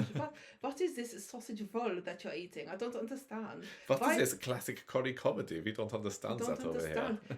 Why is this beer so warm? I don't get it. No, I don't. You have no don't think that's. I don't think we're going to have any German visitors anytime soon. You don't understand what a truffle is. We eat this all the time in Germany. Right. Look. So Kevin goes back and he kind of kills the mood with Debbie and Abby. Having a lovely painting sesh by revealing that he's got testicular cancer, and Abby, bless her, is very understanding. Well, the fact that he hadn't told her that the appointment was that day. That could have been a really annoying, protracted argument, couldn't it? I'm really glad that they dodged that, having Abby going, oh, why didn't you tell me? Is it because you don't trust me? Is it because I'm going nuts? Yes, but yeah, it was lovely, really, really nice. And Debbie's there trying to G him up and saying, I've done the Googling, so you don't have to. You got really good chances. Yeah. And they just basically end up the scene by having a load of testicle jokes and laughing at Kevin's portrait. So it was lovely, nice bit of comedy to diffuse the actually quite horrible, horrific news. Nobody wants to hear this. Nobody wants to see it on Coronation. It's horrible, and you know, and yes, Curry is kind of making light heart of it, but is it raising awareness? I don't know. I don't know, because it's not. Everybody knows that it exists. Gemma hates cancer storylines. I'm really hoping that this is just going to be a quick in and out job, and then they go back to something else, because I think what was the point? What's the point of it? Seriously, drama. We literally had this story with Toya last year with her ovarian cancer. What's the point? Are we going to have Kevin getting really sick? I don't think so. I really, really, really don't want it. Is Kevin going to die of this? No, he's not. Maybe he's not. Is he? Maybe that he'll just like go, oh, I've had it out now. I'm going to go and stay with Carl. Maybe that's why they brought Carl up, because he's going to go and like stay with Carl, and we won't see him. Have a bit of R&R. Say that Michael and Val can have a break. Maybe he wants to go to Belize. I don't know. It's a very odd decision to have this storyline running concurrently with Abby's. But I mean, I suppose it's not. I kind of They've both got their issues. Conflict, doesn't it? Yeah. But not really, because whose drama is more dramatic? Well, Friday, there's more drama. There is more drama, yeah. Jack gets told, doesn't he? He gets the news. No. We do get a bit of a reaction from Jack, don't we? And they're saying he's going to be fine. Jack goes off to school. He comes back home later. He's over it. He's okay. What did he's you like? But you still got both legs, haven't you, Dad? So don't you come crying to me about having a ball off. One ball, yeah. Well, I mean, would you send him to school? I don't think I would on a Friday. I'm going to say, even though this news was, say he's going to be fine, everything's going to be okay. Don't tell him on a Friday morning. I'd like to think that Jack would react a bit more than he did. I remember the news when I literally remember my mum I'm being told that my mum had cancer, and I was just sobbing. I went into their room and I just cried my little heart out, and Jack was just like, oh, well, he's gonna be okay, isn't he? He's I know, he did say, is he gonna die? Diagnosis was a bit more serious, wasn't it? I don't know. At the time, I can't remember. But I was probably about Jack's age when I found out about it. Oh well, we all react to things differently, don't we? I just genuinely think if I was them, I wouldn't have sent him to school. But if I had sent him to school, I might have just rung up and gone, yeah, we just told him some really bad news. So if he's a bit sad, keep an eye on it, Mrs. Crawshaw, please. Yeah, what do you think? Would that be would it go down as unauthorised absence? Probably would have done, wouldn't it? No, I think it'd be fine. Right, anyway, look. So Abby decides that she's going to make Kevin a nice Valentine's meal later. And she's making chicken Kiev. She's making chicken Kievs for Kevin. Oh, yeah. And later on, Debbie comes into the house, and Abby's all aflap, covered in flour, because she's trying to make these things from scratch rather than just go and Bernard Matthews like the rest of us. And Debbie says, leave it to me, love. I'll get you sorted. Did you know I own a hotel with a pretty good chef there? So she comes home later with all these little foil tins of, what is it that she brought round? It was some kind of I'm sure pasta. I can rely on so like gnocchi or something with truffles. Yeah. And then it was a chicken with what sauce was it? It had some sauce with it. I don't know. But anyway, it's all this fancy grub later, and you didn't say your prediction out loud, but when the inevitable came along and they decided, actually, I don't fancy this sort of food, I'm not really into it, you were like, what a surprise. It is reverse snobbery, isn't it? Yeah. It's like, we don't like posh food. No, we like going upstairs. We like eating... With a can. And we like eating kebabs. A bit of a nookie. It is possible to like truffles and kebabs. I'm just saying. I enjoyed these scenes this week. It was sweet that they both didn't like it. That was the joke. Yeah. But it is another like Coronation Street's got this weird thing about food. Like, you can't cook and it's funny, and you hate posh food because you have to. They're just normal folks like the rest of us, Gemma. You have to maintain your working class status. Like, there's never been a chef that's come from a working class background ever. ever. Yeah, anyway, as I say, I enjoyed this story. We said it on the spoiler cast a few weeks ago, but when we were at the press day back in November, and we were hearing about some of the things that are happening in 2025, and we were going, oh, okay, yeah, that's good, yeah, clapping along politely and smiling, and some of it going, oh wow, that's really exciting, looking forward to that. This was the one bit of news, wasn't it, that Kate Brooks revealed that. I kept a straight face for this news, but partly because I was sitting next to you and I was thinking, oh God, Gemma's going to hate this. She's going to absolutely hate this. Well, it's not like anyone cares what I think, or that I think anyone should care what I think. Just to be clear, this is my opinion, that no one should care what I think. Yeah, so we've been waiting for this to come for a while, and I just thought, why have this? Is it going to be necessary? Maybe they're doing like cancer series. It's so blimmin' miserable. What's it called? Immersion therapy, where it's like, look, we're gonna do cancer storylines until you just capitulate and it doesn't trigger you anymore. Okay, well, look, everyone's got cancer. How did you find it? Seriously, how did you find the storyline? I just try not to think about it. No, but the whole Webster, because the cancer was just a little bit of it. Yeah. Was it balanced? Was balanced out in a way that made it more bearable? It's great. It's great, says Gemma. Lovely stuff. At least you watched it. I did watch it. Yeah, Carla's kidney kerfuffle. Speaking of having things whipped out of you. Speaking of medical storylines that nobody asked for. This is medical and police together, this story. Yeah, this is a double whammy. Yeah. Did you like police storylines? No. Did you like medical storylines? Also no. Well, you're going to love this because it's a medical police storyline. And we got a bit of a rapid development between Mandy, Rob's guard, who was... up there, Mandy. She was a bit of a Randy Mandy, wasn't she? Yeah, she was the guard that was taken hostage by Matty a couple of weeks ago. They've moved up a notch, haven't they? In the old romance stakes, which there was none last time we saw them. To now they're snogging each other's faces off. He's a smooth mover, is Rob. So here's the question: do you think that this romance was kindled because of the hostage situation, or was she in on it? I don't remember getting the impression that she was that interested in Usually, Rob. when they let us know, they would have let us know, wouldn't they? Maybe she was just like really turned on by him bravely leaping to Matty and wrestling the shiv out of his hand and saving his son, and she's like, what a man. Maybe part of the story will be her realising that he was behind it. If she doesn't know already. Oh yeah, maybe. She might. I don't know if she knows. I genuinely don't know. No, they didn't bring it up, did they? But maybe she just likes a bad boy, and that's why she got a job as a prison guard, and she's been biding her time, waiting to take her pick. She had a job interview. They were like, "What attracts you to the job of lady guard as a man's prison?" She went, "The totty." Sorry, I'd like the challenge. Yeah. To help them through their rehabilitation. Yeah, well, she's rehabilitating him with a big old snog on Monday morning, isn't she? Yeah, so... Happy Valentine's Day, everybody. Mm-hmm. Go on, what's been going on here then? You tell us the story of this week. So it becomes apparent that... Is this when it was revealed that they were? Yeah, because we haven't seen them for a little while. Right, so we find out on Monday that they're doing it, probably. And they've got a plan, haven't they? There's a plan afoot. Yes. So... Then she's like, "Oh, are you sure you're ready?" And he's like, "Yeah." Then we get Carla having a phone call going, "What's that? Is he okay?" But they must have known he was allergic. And then she puts the phone down, tells Lisa, Rob's had an allergic reaction to some medication they gave him after the test that he had.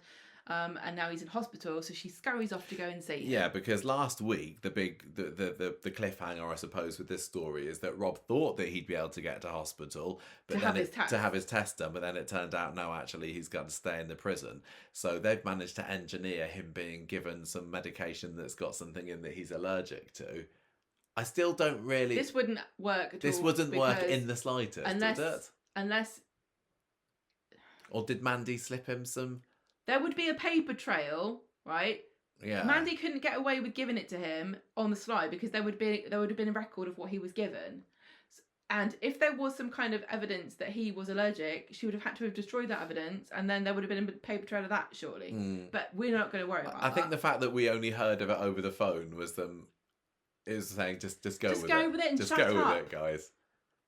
If they did have a good reason and explanation about how it happened, then they maybe needed to communicate. I don't care. It doesn't matter.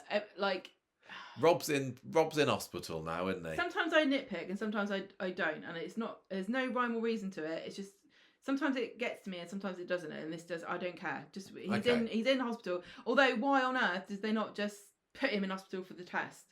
Yeah, exactly. They could have just. Maybe this is to demonstrate the villainy and the reckless nature of their.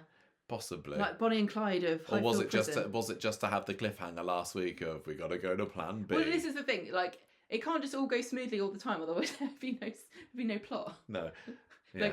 Just a little bump in the road for one episode. Right. So he's gone to hospital, and Rob wakes up in hospital, and Mandy's there, and she says, "Well done. We can do our nefarious plan." And he's like, "Brilliant." Then Carla bursts in. And she's like, "I can't believe they've done this." And the guard says, "Mandy, I've got to go." No, she says to Carla, "One of the doctors is looking for you." And she says, "Oh, well, I'm glad you didn't die." She wants to get rid of Carla, doesn't she? Yeah. And then Rob says, "Can you please unlock me so I can run away?" Which is our plan, isn't it? Remember? And then, oh no, Lisa comes along. So tragic. So he's like, quickly lays back down again, pretend to be asleep. Yeah. So she comes in and immediately. She's a smart cookie, is our Lisa, isn't she? She's like, I know what's going on. But this was very, very subtle, wasn't it? This was a bit subtle because. Yeah, I thought it was. You didn't know what was going on, but she twigs there's something weird going on, and then Carla comes in and gives Lisa a kiss, and Rob's like, "What? What is this?" Yes. So. There's tension already, but Carla doesn't understand that these three have had this unspoken moment where there was a confrontation where she knows something, they know she knows something. Yeah, Lisa's twigged that. And then Carla comes in the middle of it and like reveals this bombshell that she's dating this lady. And yeah, and the fact that when Carla says, "Look, I was looking for this Dr. Peterson," I think it was. She said you didn't Nobody even know. knows who he is. And Lisa's like, interesting. Yeah. So Lisa goes, they leave, but then Lisa comes back. She goes, "Oh, I forgot my gloves." She says, "Listen, I know what's going on. You were trying to escape. You weren't even going to try and donate a kidney." And they're like, no, that didn't make any sense. What do you mean? And she says, "Right, if you do give the kidney to Carla, then I will get your sentence overturned." And Mandy's like, "No, that doesn't make any sense. They've already done that plot with Tracy. They wouldn't do it again." I was literally thinking that. And maybe this is going to be Rob and Tracy getting together and they can just bond over ridiculous ways of getting out of prison. Yeah. Being inept. Yeah. So Lisa says, "My partner's dying. I can do anything." So Lisa and Carla go back home later. Rob's in his cell, gone back. And Lisa's very sceptical about what is going on. She's not said a word to Carla about any of this. What do you think about Lisa's desperate measures here? It feels forced by the plot because it feels as though we're being told that there's no other way, but there are plenty of other ways. And Carla is on dialysis. She is sick, but it doesn't feel like the sort of thing where. It's not like the doctors have said, "Oh, she doesn't get a transplant in the next week, she's going to die." This is a bit like, what I was saying with Max and David earlier. She is taking such a massive, massive risk here. This is career-ending stuff, potentially. And I know she's doing it for love, but there were other options. And I think... but nobody on Coronation Street is like, there's no other option but the most dramatic thing. Always... And I think Lisa has, we've seen her... look the other way in the past maybe sometimes, but when she's there up against Kit, who is the official bent copper of Weatherfield, Lisa's supposed to be the side of justice, the one who does the right thing. But she's also thrown Betsy under the bus a few times for justice and the. Yeah, she's the most competent and true cop that they've got on the show, because loose lips Craig. I wish she had. And I kind of wish that she'd, because I do like that dynamic of like the bent cop versus the one that will never. And but it does feel it feels like the inevitability of having a religious character on Coronation Street. It's like, oh yeah, you think you believe in God, do you? Well, wait until we write something. Yeah, you're going to have a crisis of faith storyline. It's waiting in the wings for you. Just feels like it's happened far too quickly for it to really feel justified for Lisa, because we just have to trust that Coronation Street are saying, all her life she's been completely upfront and done everything by the book. Absolutely right. If she'd been in the show for longer than a year as a main character, which she hasn't been yet, and we'd seen her time and time again go, I'm not taking the easy route. I'm not going to do the easy thing. I'm always going to make the correct decision. And then at this very important, stressful moment in my relationship, I'm going to do something utterly shocking and unlike me, and I'm gonna make this terrible choice. It would have been so much more dramatic if there'd been, the weight of evidence behind her to say, this is unlikely. Yeah, you're right. Because even though I was saying, this isn't like Lisa to do this, really my reaction was more, oh, okay, so Lisa's the sort of cop that could do this then. Yeah. And I think that, loads of like Swala fans and Lisa fans are gonna totally go with this and say, this is how love conquers all. She is definitely not the sort of person who would do this for anything other than the most dramatic of reasons. But the trouble is, it does undermine the character for more casual viewers. Because and then when this storyline is over, who don't care about Lisa or Carla or Swala at all will be like, oh, she's just a bent cop as well. Like Kit, they all bent. Yeah, exactly. Yeah, and when the storyline's over, she's going to have the. What's going to happen to her? The thing is, surely this is going to come out. She recorded her voice. Lisa, why? Yeah. Right, come on then. Let's get to this. Wednesday. So Wednesday, Carla gets they just email her like, oh, do you want a kidney? You got to tell us now. There's been a cancellation. Classic Corrie cancellation. Usually it happens to weddings or garage appointments. Yeah. But here you've got a cancellation, a kidney cancellation. Would you like a trial period of a kidney? Yes, I would. So Rob's a match and they can do it tomorrow. So she rushes to the prison, tells Rob about this. He acts like he's nervous, but he's putting a brave face on it. And he says, God calls us up to be kind to one another. I don't know if kindness extends to kidneys, but I think the reason for this cancellation was like, oh guys, I hear that EastEnders 40th anniversary is coming up soon. We need to really up the drama with stuff going on here. Let's give it the big guns. Yeah, I think that they've just killed off somebody who was on the kidney transplant list and said, sorry, you got to take one for the team. Sorry, this is for the ITV. Yeah. Right, so doing it for the ratings. Carla's worried about this, and she says, I'm really scared I'm going to die. Like, this is serious. And so they have a little teary chat, and then they talk about family history. That was nice as well. See, I think Wednesday we gave a banging on the shorts, didn't we? And part of the reason was there were some very wholesome scenes, and I know this was fake wholesomeness from Rob, because he's doing this whilst in the back of his head thinking, I don't care. I don't have any intention of giving you my kidney. No, exactly. I'm going to do a runner before they get a chance to. Although, to be fair with him, he does go through with it on Friday, and I don't think he really attempted to run away before it. No. But he's doing this for selfish reasons and selfish reasons only. But if you put that to one side, I thought they had a really nice little scene there and a reminisce of their childhood. Yes. Yes. Well, they do. I mean, we never saw them grow up. They were not in the show. No. But they talk about, how being rough and stuff. Yeah, it's nice. And it's nice. Johnny is not Rob's dad. No. And I'm just pointing it out. Oh, yeah, fine. You would have thought that would have come up, but he's not his dad, so he doesn't care that he drowned in a ditch. No. So they have this reminiscing. And then she goes home, and Lisa's there, and she's been reading Rob's interview from when he bumped off Tina. And we think this is because she's like reminding herself of what villain he is, but actually she's looking for holes in the case. I like how she promised him that she would be able to get him off his, murder charge, and then she's probably like, okay. God, I really hope there's some evidence I can do, because she's like, I've made quite a promise here. She's like, I've written a check I might not be able to honour. Rob, before I go, can I just double check that it was Weatherfield Police Department that got you sent down? Excellent, because we do everything. We just bodge it off. That's right. It's just bodged from beginning to end. Yeah. There's bound to be a hole in it somewhere. She's like, it's okay. A thread that I'll be able to unpick. I'll just get the files out and rub out. We always use pencil because we never know if it's right or not. So I'll just rub some stuff out and write something else in, and you'll be out. I found it very convenient on Friday when she comes up with the reason. What was it that she says? We'll talk about it in a minute if you've written it down. I have written it down. Yes. Carla says, "Oh, we had a lovely chat. He's okay for the operation." And then Rob calls Lisa and says, "Just to remind you before the episode ends that we agreed that you would let me off. Now tell me how you're going to do it." So on Friday, Roy comes to visit Carla. She's in the hospital and Lisa's not there yet.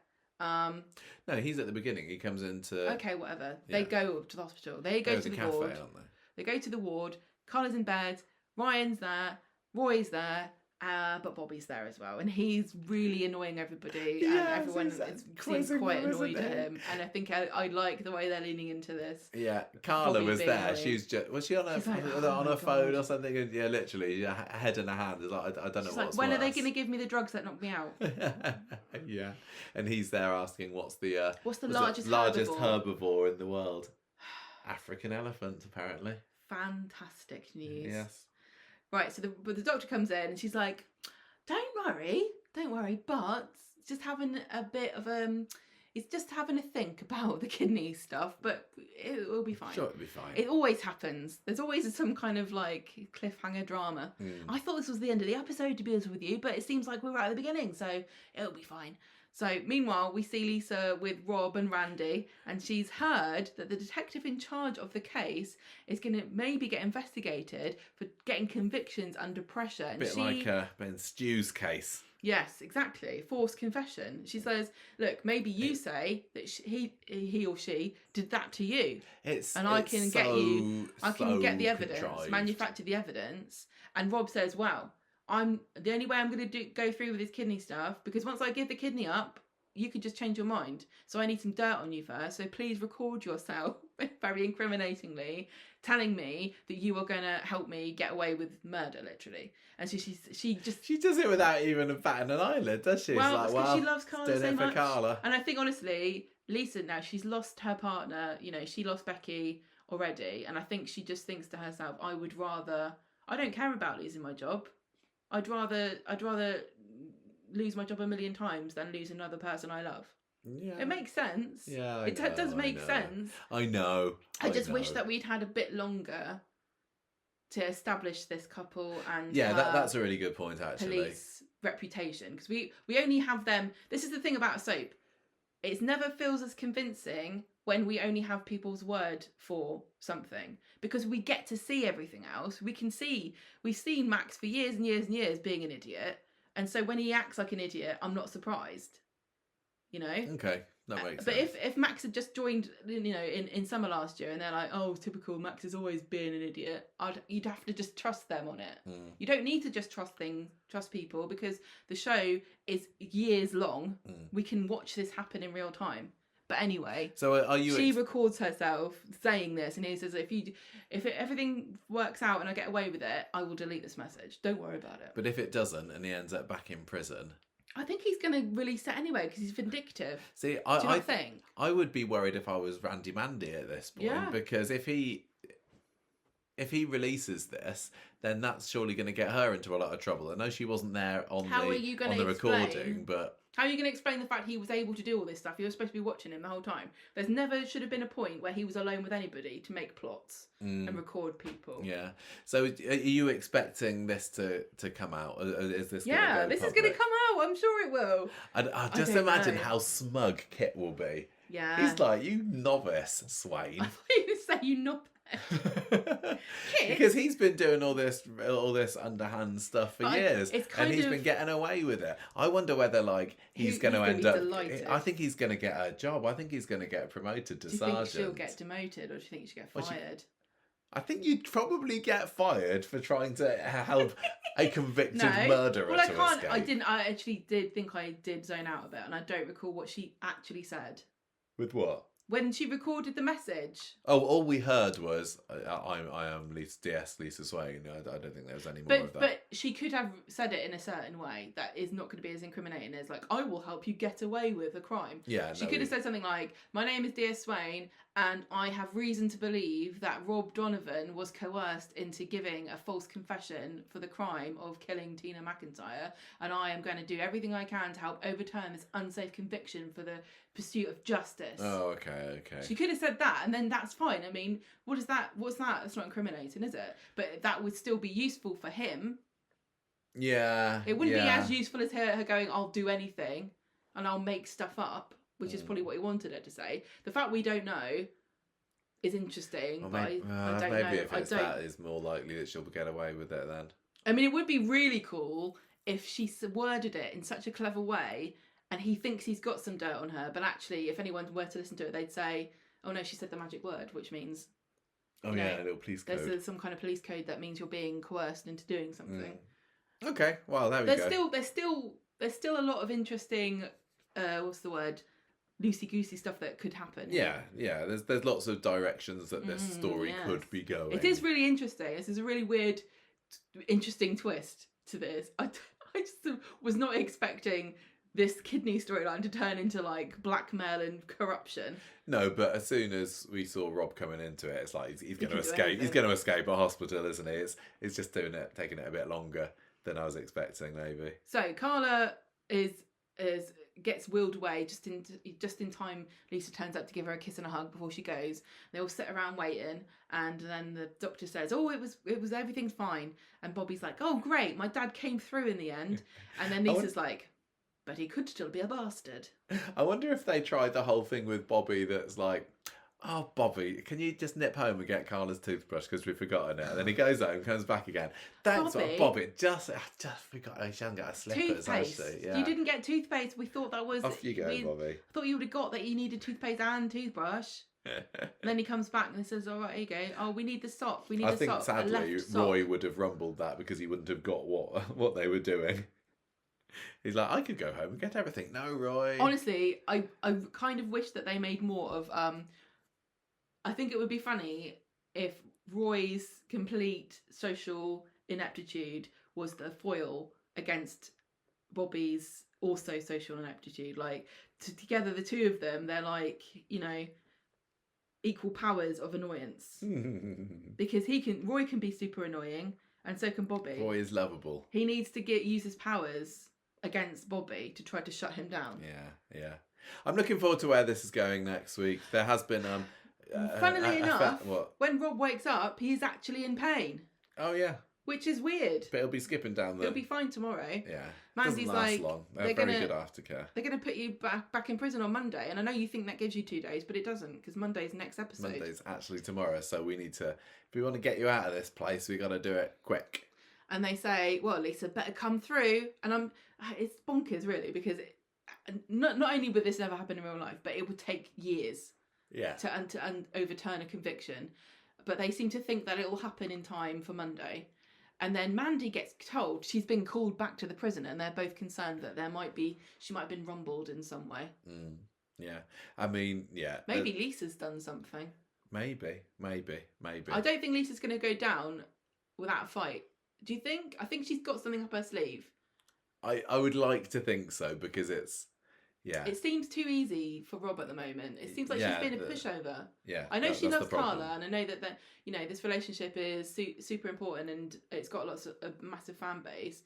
But I don't want her to be quite as simple as her just not giving herself any sort of get out clause, or like, I've actually got my own trump card here. That'd actually be quite good if we think that she's cornered. Yeah. So at some point, we think, how on earth is she going to get into this? But she's planned it ahead.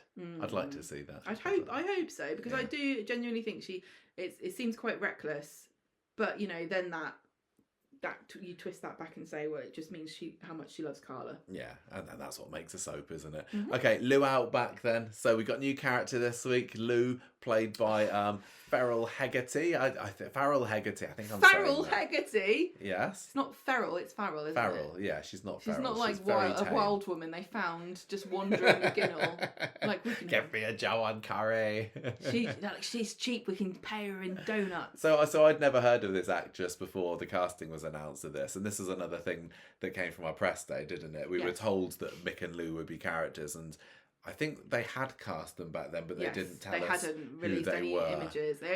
I don't know if other people in the press knew before. Well, it was only a few weeks ago that they were revealed. You know, the images of them were a couple of weeks before they appeared on screen. We were told who was playing. Yeah. So Farrell. She's and I've not heard of her, but she's got. You keep saying that, but no, but I'm saying she is. She's got a big social media following, hasn't she? She's a comedian. She's done a few other TV gigs, like she was on Brassic earlier this year. Apparently, she's been on Emmerdale. She's actually even been in Coronation Street before as a reporter one Boxing Day. So this isn't the first time on the cobbles, but this is her first big role. Now, what I do not know about the character at the moment is she and Mick like main regulars, or are they just here for this story? Because they have had people living in Maudsley Street before, haven't they? And they've been in the show for a couple of weeks and that's it. And I think that these two have got a lifespan longer than a couple of weeks, but whether they're actually planning to keep them on long term and then start filling out the Maudsley Street houses, I really don't know. Kate Brooks is family. Yeah. Because every producer kind of sort of unwritten rule, I guess, gets to introduce a family. Yeah. And if this is Kate Brooks' family, I kind of love it. I think it's early days. Promising. It's early days, but it's looking promising. And we liked the idea when they were talked about on the press day, didn't we? And we kind of said that they were kind of billed as the neighbours from hell, and wouldn't want to get on the wrong side of them. Yeah, and obviously as Corrie fans, your mind's going to go to, are these the new Battersbys? And it doesn't feel like they are. There's enough to separate. They're in a sense that they're neighbours from hell, but we don't know that enough about what that means. Yeah. But there's, like I said, when we did the Eliminator this week, listen to it if you haven't already, the Battersbys were very much a moment in time. They were a family that was sort of capturing the culture of the time of like these, Asbo neighbours from hell. And I don't think that is the same kind of person that would be right to be in Coronation Street now. Something tells me they're going to be different. There's going to be something different about them, and they're going to be a lot of fun to watch. Yeah, Farrell has described Lou as being irrational, gobby, fiery, and loyal. And we had that today on Friday's episode when she's talking about. Is it Mick? Yeah, Mick. And she says, "Oh, he's a nightmare," and then Gemma says, "Oh, he sounds like a nightmare." She's like, "What do you mean he sounds like a nightmare?" Yeah, that was great. That was a great little line. Really clever writing, well performed. I think you've showed me some of the actresses' social media. If you don't follow Farrell on Instagram, go and do it, because she's got loads of actually genuinely really brilliant comedy skits on there. She's put a few things on a story this week about, like, there was one saying, "Oh, it's my first day on Curry today," which she's kind of filming as she walks through the gates. But yeah, her scripted comedy skits on Instagram genuinely are brilliant. So take a look at them, and it's very early days, and we could go a couple of weeks down and like Blerminette, Lou and Mick, send them back, not into them at all. But so far, I'm very happy. I'm feeling happy, and I'm liking that it is giving Gemma and Chesney something to do that's not moaning about not having any money. I know, but it's friendships, isn't it? And about their involvement in this so far. Who? Gemma and Ches? Yeah. Well, the involvement is that Mick is the silver van man, I think it's obvious isn't he? that he's, Well, it's clearly it's because they showed Mick in a silver van today. I know, but I didn't double check to see with the license plate. Didn't do your number plate, did you? No, so Kate Brooks has said, we want to have more friendships on Coronation Street, and seeing Gemma, she wasn't being gross, she was just being fun. She was being a young, fun woman out with her friends, and I really appreciated that. She was in awe, wasn't she, of Lou? Yeah. She was like, she's hilarious and brilliant. And this is like new and exciting for Gemma because she literally has no friends. No, nobody on the street has got friends. That's the problem. So she's in a pretty unique group here, to be honest. So it all comes together quite quickly. Let's just kind of run down then what happened. Gemma basically bumps into Lou in the corner shop on Wednesday. She's trying to get a discount on a box of nappies for some reason. I can't remember what it was. Because they're expensive. Nappies why would cost a lot. Want a discount on anything? And Gemma says, well, I can use my family discount because she's Bernie's daughter who's going out with Dev, who runs the shop, and Ardy's there not having any of it. But anyway, at least she doesn't get a cheap nappies, but at least Lou does walk away with a new friend in Gemma, and Lou kind of says, "Oh, I recognise you. You're one of the mums at Bessie Street, aren't you?" So Bessie Street's going to go. The kids at Bessie Street could go up to the age of 11. But the fact that Lou was trying to buy nappies says that she's at least some of the kids there are similar age, and that's good detective work. Thanks for that. I can't remember what they've said in the publicity about them. I don't think it's particularly spoilers, but I think there's a couple of kids. There's a handful of kids. I'm not interested. What do you mean? I don't get the impression from what we've heard so far that the kids are going to be cast as characters, and here's the latest member of the McAllis family, or however we say it. Wait a year or so before you commit yourself. But I'm just not interested in children characters. That's all. It feels like we've got enough to be getting on with. It's just because I think Corrie can only do a couple of good child characters at once. That's all I'm saying. But Sorry, we've had about children. They could be a little Chesney there who was an absolute gem as a kid, but I guess it remains. It's not something I like. If you said, "Oh, they have a cat," I'd say, "When are they going to have the cat in it? I want to see the cat. What's the cat called? What kind of cat is it? When are they going to have the cat?" I know. But because it's a kid, I'm like, yeah. To be honest, we might not even see them. They might just be talked about but never seen. Like probably most of their house will be. Do you think we're going to have a set? Heard, no. Seen but not heard, no. Yeah. Not seen and not heard. But you say, are they going to have a set? Yeah. I think they'll have a front door and we won't see inside. A front door? They're going to, I think they'll own, a back door. Well, we'll have at least one scene where Lou poking her head around the door going, "You can't come in." Oh yeah, I don't know why, but I'm thinking that we're not going to see inside their house. Not for a while. Yeah, but then there's also the possibility. I don't know. I think when we were talking about it on the spoiler cast last month, we said, is there a possibility that they're eventually going to upgrade, if you like, and move into the street? But the fact that we learned today that they're literally only just about to move into Maudsley Street, that they're not going to be moving anytime soon. If you've moved house... Oh, come on, it's not real. If you moved house, you're not going to want to go through that again. So I think that they're probably in Maudsley Street for the time being. Never mind Abby having PTSD. I got PTSD from moving house. I know. So anyway, also kind of running alongside this story, because it felt like I might as well put it here, is Dev's departure. He's taking a little break from Corrie at the moment, and the story goes that he's just heard from Ravi. Remember Ravi Desai? Got rid of from Coronation Street because he said a few things he shouldn't have done on the train. His Aunt Geeta has fallen down the stairs, or Dev's Aunt Geeta has fallen down the stairs in a bit of a bad way, and Dev needs to get bang over to India to help her out. And Bernie would love to come, but sadly she can't leave Gemma because she's been going through some rough times recently. Bernie would love India. Yeah, well, they talk about maybe going one day, and that was another lovely, cosy family moment on Wednesday. Wednesday's episode was great for those. And anyway, Lou comes into the pub, gets chatting with Gemma. And then just starts perving over Ryan, doesn't she?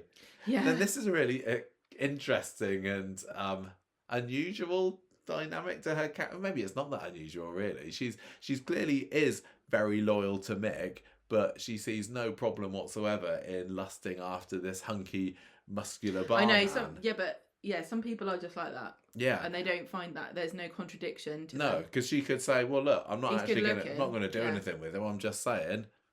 He's a nice bit of eye candy, especially if he turns with the other side of his face. No. But I wonder, like, because we know so little about Mick at the moment, because he's only just turned up on Friday in one scene. Does Mick have a roving eye? Yeah, does he have a roving eye? Does he care? Does he know that Lou acts like I can imagine him not caring, but then also perving after like Daisy, and then Lou gets really offended. Yeah. There's just so many fun things they can do with these characters. There's a lot of potential. I'm looking forward to seeing. So anyway, that goes on, and it's all quite fun. Ardy, we find out, gets a trial period of running the shop. And I love the bit where he goes up to the bar and then it kind of dawns on him that he's not getting paid any extra. He's not getting any other perks other than he gets to run the shop. And so poor old Hardy, swindled again. And Lou ends up leaving the Rovers, saying that Mick's outside. But we don't see him on Wednesday, we see him on Friday. There's just a couple of scenes of Gemma going off to have a coffee with her, and then they end up in the Rovers together, don't they? The plan is that they were going to have a little foursome date for Valentine's Day, and Mick can't turn up. We do see that one scene of him outside the cafe in his silver van. Yeah. Too early to have any first impressions on Mick so far. Mick says, I'm not coming because I've got plans with my mates, and then this is when Lou starts moaning and mithering on about. Yeah, what an arse he is. Yeah. So the evening in the pub just turns into Lou, Chesney and Gemma. Chesney gets a bit miffed because he's a spare part apparently, and Gemma says, look, we need to try and be friends with these people.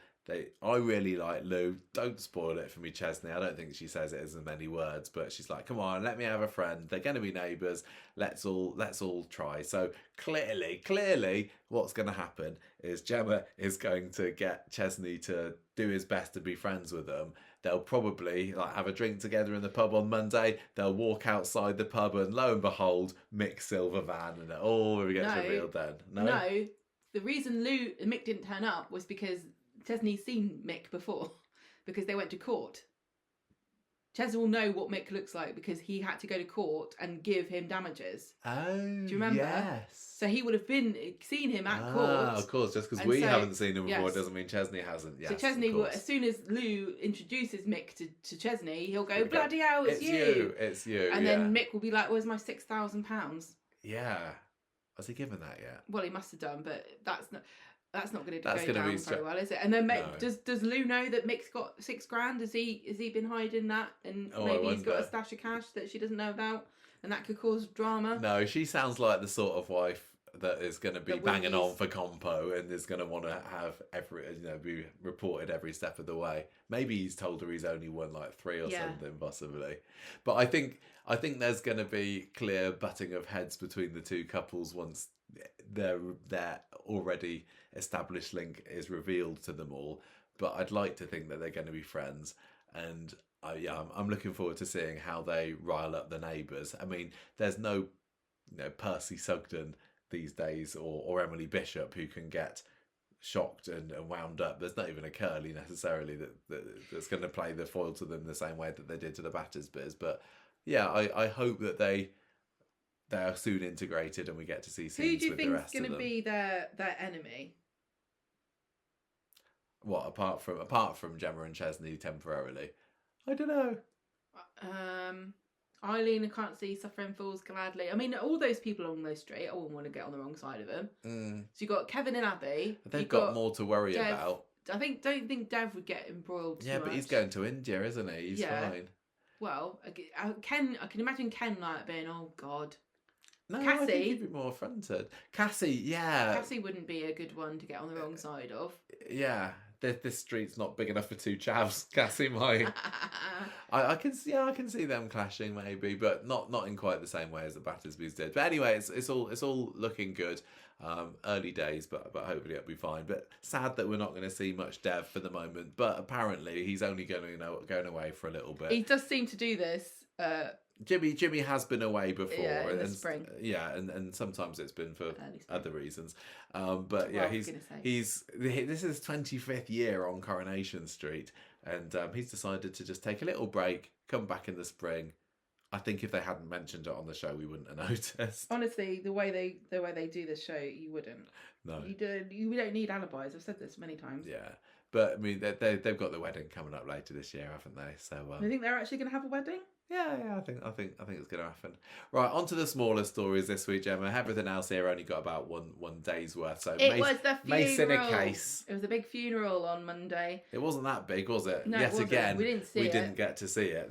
They only have the funerals for the big main characters like Paul. Sally and Tim lament over the sad lost opportunities before they go to church. Betsy's also getting ready and doesn't want her mum to go, but eventually I think Lisa convinces her it's a good idea. Yeah. And Abby walks down Victoria Street and she has a few little audio flashbacks. Yeah, just for the... She ends up outside Shuttleworth, and we also get to see Yasmin, Tim, Lisa, Betsy, Dylan, Maria, Liam all there.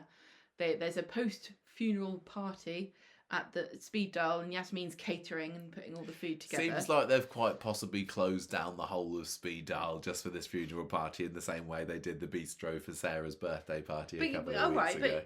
Last week. I wouldn't mind accidentally gate crashing someone's birthday party, but I certainly wouldn't want to be tucking into Manahari when everyone's crying over Anya Barges in the corner, would you? No. So this is the least Jasmine could do. Yeah, so she, we get Dylan and Liam, and they have this sort of side chat about where they are and what's happened. Dylan's pretty depressed at the moment. I mean, his court date has got to be coming up soonish, hasn't he? He's, he brought a knife to a fight and somebody was stabbed, so he's got good reason to be down in the dumps. What makes it worse is that everyone at school is saying, "Well done, mate, Mason. We're better off without Mason," and he's like, "No." He was a good character in the end. Yeah. Is it bad etiquette to go to the funeral of somebody that you kind of got killed?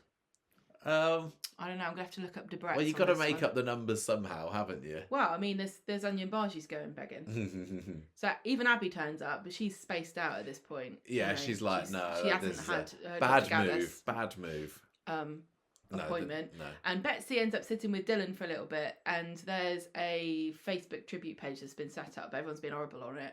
And it's very sad, and they feel bad about how Mason never had a chance. Well, he did lots of really naughty things, didn't he? Just because Luca Toolin is actually very charismatic and good fun doesn't mean that Mason didn't deserve to be stabbed in an alley by his brother. Exactly. There's only so much sympathy you can have for him.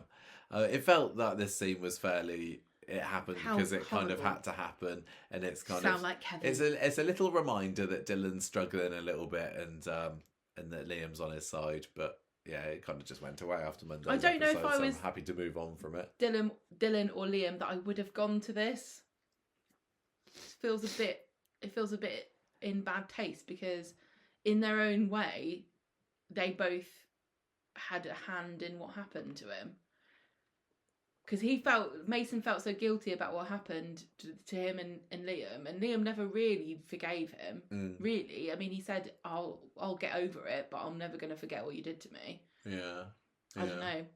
Maybe, I mean, they went for themselves, didn't they, to get closure? Yes. But I just think if this is my funeral, I'm not having any enemies there eating food. Friends only. I've got my grudge list on my phone. Yeah. When I die, you can check that at the door. We'll give it to the bouncer, shall we? Anyone on this list is not coming in. Gemma has got a very long grudge list. It seems here that she made deviled eggs once and you didn't eat any, so you can get lost, actually. You're not coming in. Right, okay. Daisy's storyline. Talking about people going off. We had Dev saying goodbye to him. Bethany at last has trundled out of Weatherfield this week. She's gone. She's got... Basically, Daniel and Daisy kind of mooning over each other in the cafe at the beginning of Monday's episode. I thought she'd already gone. No, she's not. She's just dragging it out. And Daisy kind of gives her a begrudging kind of good luck about her trip to London. Daniel wants to try and make things right between him and Bethany, so he heads over to Red Bank to have a word with her. But Sarah's like, "Well, she's gone, sorry." I enjoyed the moment where she gives him the card. You remember the thank you card? And it says, "Thank you for showing me your true colours." That was so a petty. bitchy move. That was a petty move. That was funny. Because like Daniel, I assume, when I saw the thank you popping out of the envelope, I was like, "Oh, she's saying..." She's going to be conciliatory and say some kind of that was great. Nonsense. But anyway, she hadn't really gone. She was just hiding and didn't want to talk to him. But it was all fairly didn't mean anything in the end because she goes a couple of scenes later. That was kind of it. I mean, this is the sort of thing you expect from a hotshot journalist, isn't it? Some kind of really cleverly worded. You can tell that was written by a true writer. A send trend is like, "What's in the spring?" Sending petty notes to your ex on your way to London. That's going to be a first article, isn't it? Yeah, how to get revenge on your ex. Send him a thank you card, but it's actually a bitchy note. There was a very, very slight reminder about Daniel and Daisy and the paternity thing at the end of the episode as well, because Adam's saying to Daniel, "Are you interested in Daisy or not?" And Daniel's like, "No, I just need to I need to find out about this DNA test results. You are going to tell me, aren't you, Daisy, when the results come in? Oh, yeah, definitely. Yes, of course. How long has it been? Was it been 2 weeks, 3 weeks since she supposedly deleted that email? If I was Daniel, really I'd be asking questions now. I'm surprised he's not marching down that hospital and rapping on the door and saying, "Excuse me, you told us it would only be a week until we got the results." But anyway, he's got clearly other things on his mind at the moment.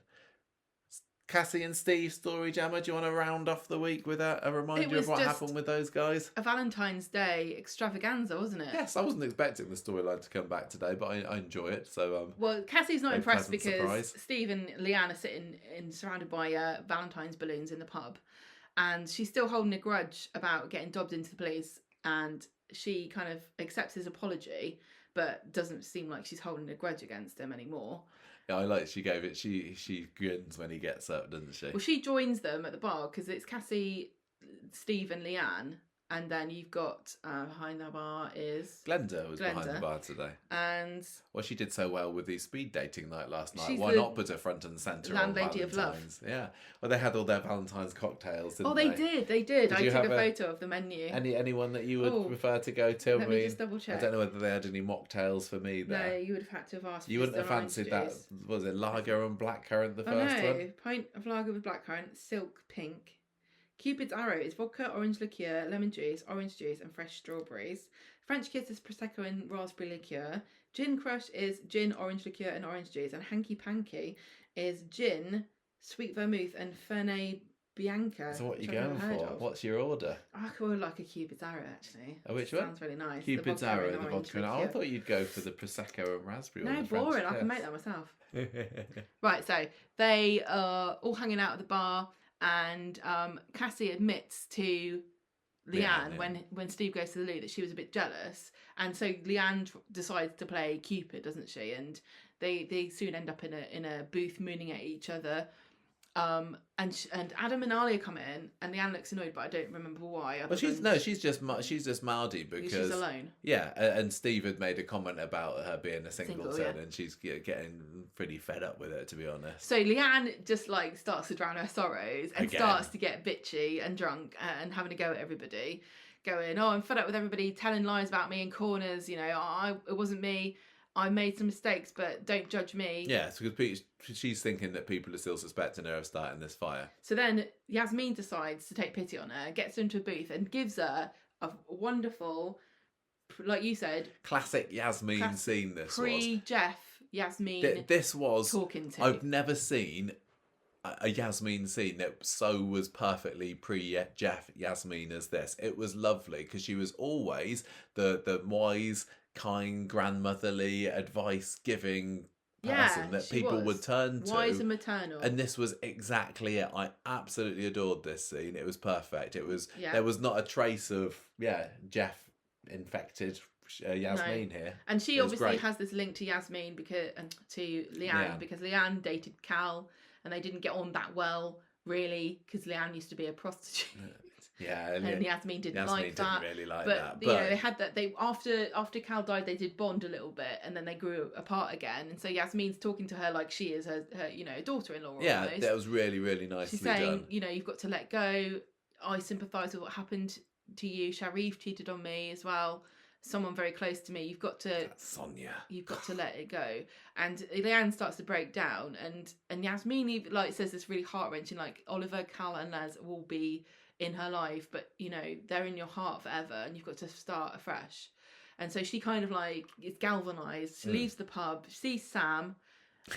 He's just leaving the pub at night, isn't he? He's like, we've had Friday night. He's had a skin too much of that blackcurrant and beer, whatever that was, bloody beret, wasn't it? So he says to her that he's missed her, and the old Leanne must be in there. Yeah, he says you've changed, but I know that. There's still part of you in there. And she says, "I promise I'll sort myself out." And Sam says, "I really want to believe that." He's so judgmental for a child. Mind you, children are quite judgmental. Yeah, they're very pure. They call a spade, do kids? Yep. Steve and Cassie end the night snogging, really, and then shag, I guess. Probably do, don't Beautiful. they? There was lots of action going on in those terraces. Kevin and Abby. Absolutely adorable, lovely. Who else? Yeah. Don't know. That was fun. I enjoyed talking about that today. But as the week, I think, as I say, last week's fire episode just was a little bit of a letdown because I built it up in my head that it was going to be more, and I enjoyed. It's like Valentine's Day, isn't it? Yeah, bit of a letdown in the end. Damp squib, yeah. The Platt story just didn't quite hit the right notes for me. But there was lots of other great stuff. I mean, the painting scene with Abby and Debbie was outstanding. I loved the Sally and Kevin moments. I loved the Yasmin and Leanne moments. That exact thing is just what Coronation Street needs more of, and it was such a treat to have a healthy selection of, in Corrie's terms at the moment, of scenes like that this week. So also, long may it continue. Like Lou. Like that Bethany's gone. Those were good. still clinging Bobby's on still there. to comedic drunk Leanne as well. Yeah, oh gosh, I was really concerned, like I said before, that there was a moment when Leanne closed the book on being a cow, and I don't want that to happen. No, I would like her and Toya to reunite, but I give this week 3.5 spectacular boob prints. Oh yeah, but that was that Bernie talking about boob prints. That was what she say it was. I can't remember. It was therapy or something. Yeah, something like that. I am giving this week's 3.5 pointless bits of material dangling from the neck, which is what Tim was talking about when he was asking why he had to wear a tie to Mason's funeral. I was really disappointed in that. Did I tell you this one? I'd planned to wear my Homer and Marge tie to school today, which is like a romantic, hearty one. How is it? But it was a non-uniform day, so I didn't get a chance. I don't know why you don't just wear your tie to the non-uniform. You might as well just live up to your expectations that people have of you. The only difference is that you don't wear a tie under your jumper. Yeah. I don't think anyone notices. Oh, yeah, I know. Oh, well. Well, I told you to wear your red jumper. It's a new jumper that I have got a lovely new jumper that I'm wearing to say that Gemma bought me with my card. Yeah, you're sensing a trend here, listeners. My money is my money and your money is our money. Who is your character of the week? And Gemma? Yeah, my character of the week. Are you going to give it to Lou as an early welcome to Weatherfield? I mean, Debbie was absolutely divine. Debbie was great, wasn't she? I'm going between Lou and Debbie. Yeah. I mean, even Kevin as well, to be fair. Kevin was very brave and sensible. I think that, the as bleak as it may turn out to be, who knows, the Kevin Webster story didn't have an element of crime in it, whereas the other big storylines were all about crime. The Rob one and the fire one, and everything else was just the C tier. So I think that story was my favourite. What is it about? Is it just because of the logistics that they have to have hospital and police scenes because they just don't have anywhere else to film? I just don't know. I hate it. I'm giving it to Debbie this week. I thought that she was lovely. I thought she was hilarious in the painting scene. I thought that she was brilliantly kind and warm-hearted to Abby when she found her on the sofa. Abby needed. Yeah, she was super. I'm giving it to Debbie. What about you? I'll give it to Lou. Okay. I just thought she was a breath of fresh air. Yes. I don't know if she really was a breath of fresh air, but I thought she was wonderful. There are lots of characters like her on the show, but it's really fun to see somebody new, and also, is she a regular? I'm not sure, but I hope so, because I can see a lot of potential with that. We always say that, I always say that you want antagonists on the street, and Kit is definitely one, and I think Lou and Mick are going to be they're going to be riling some people up for sure. I can also imagine Kit getting annoyed with them too and having a lot to do with them, because I'm sure they often drift on the wrong side of the law. Yeah, I bet they do. Okay, well, there we go. There's Street Talk done for another week. Hope you enjoyed that.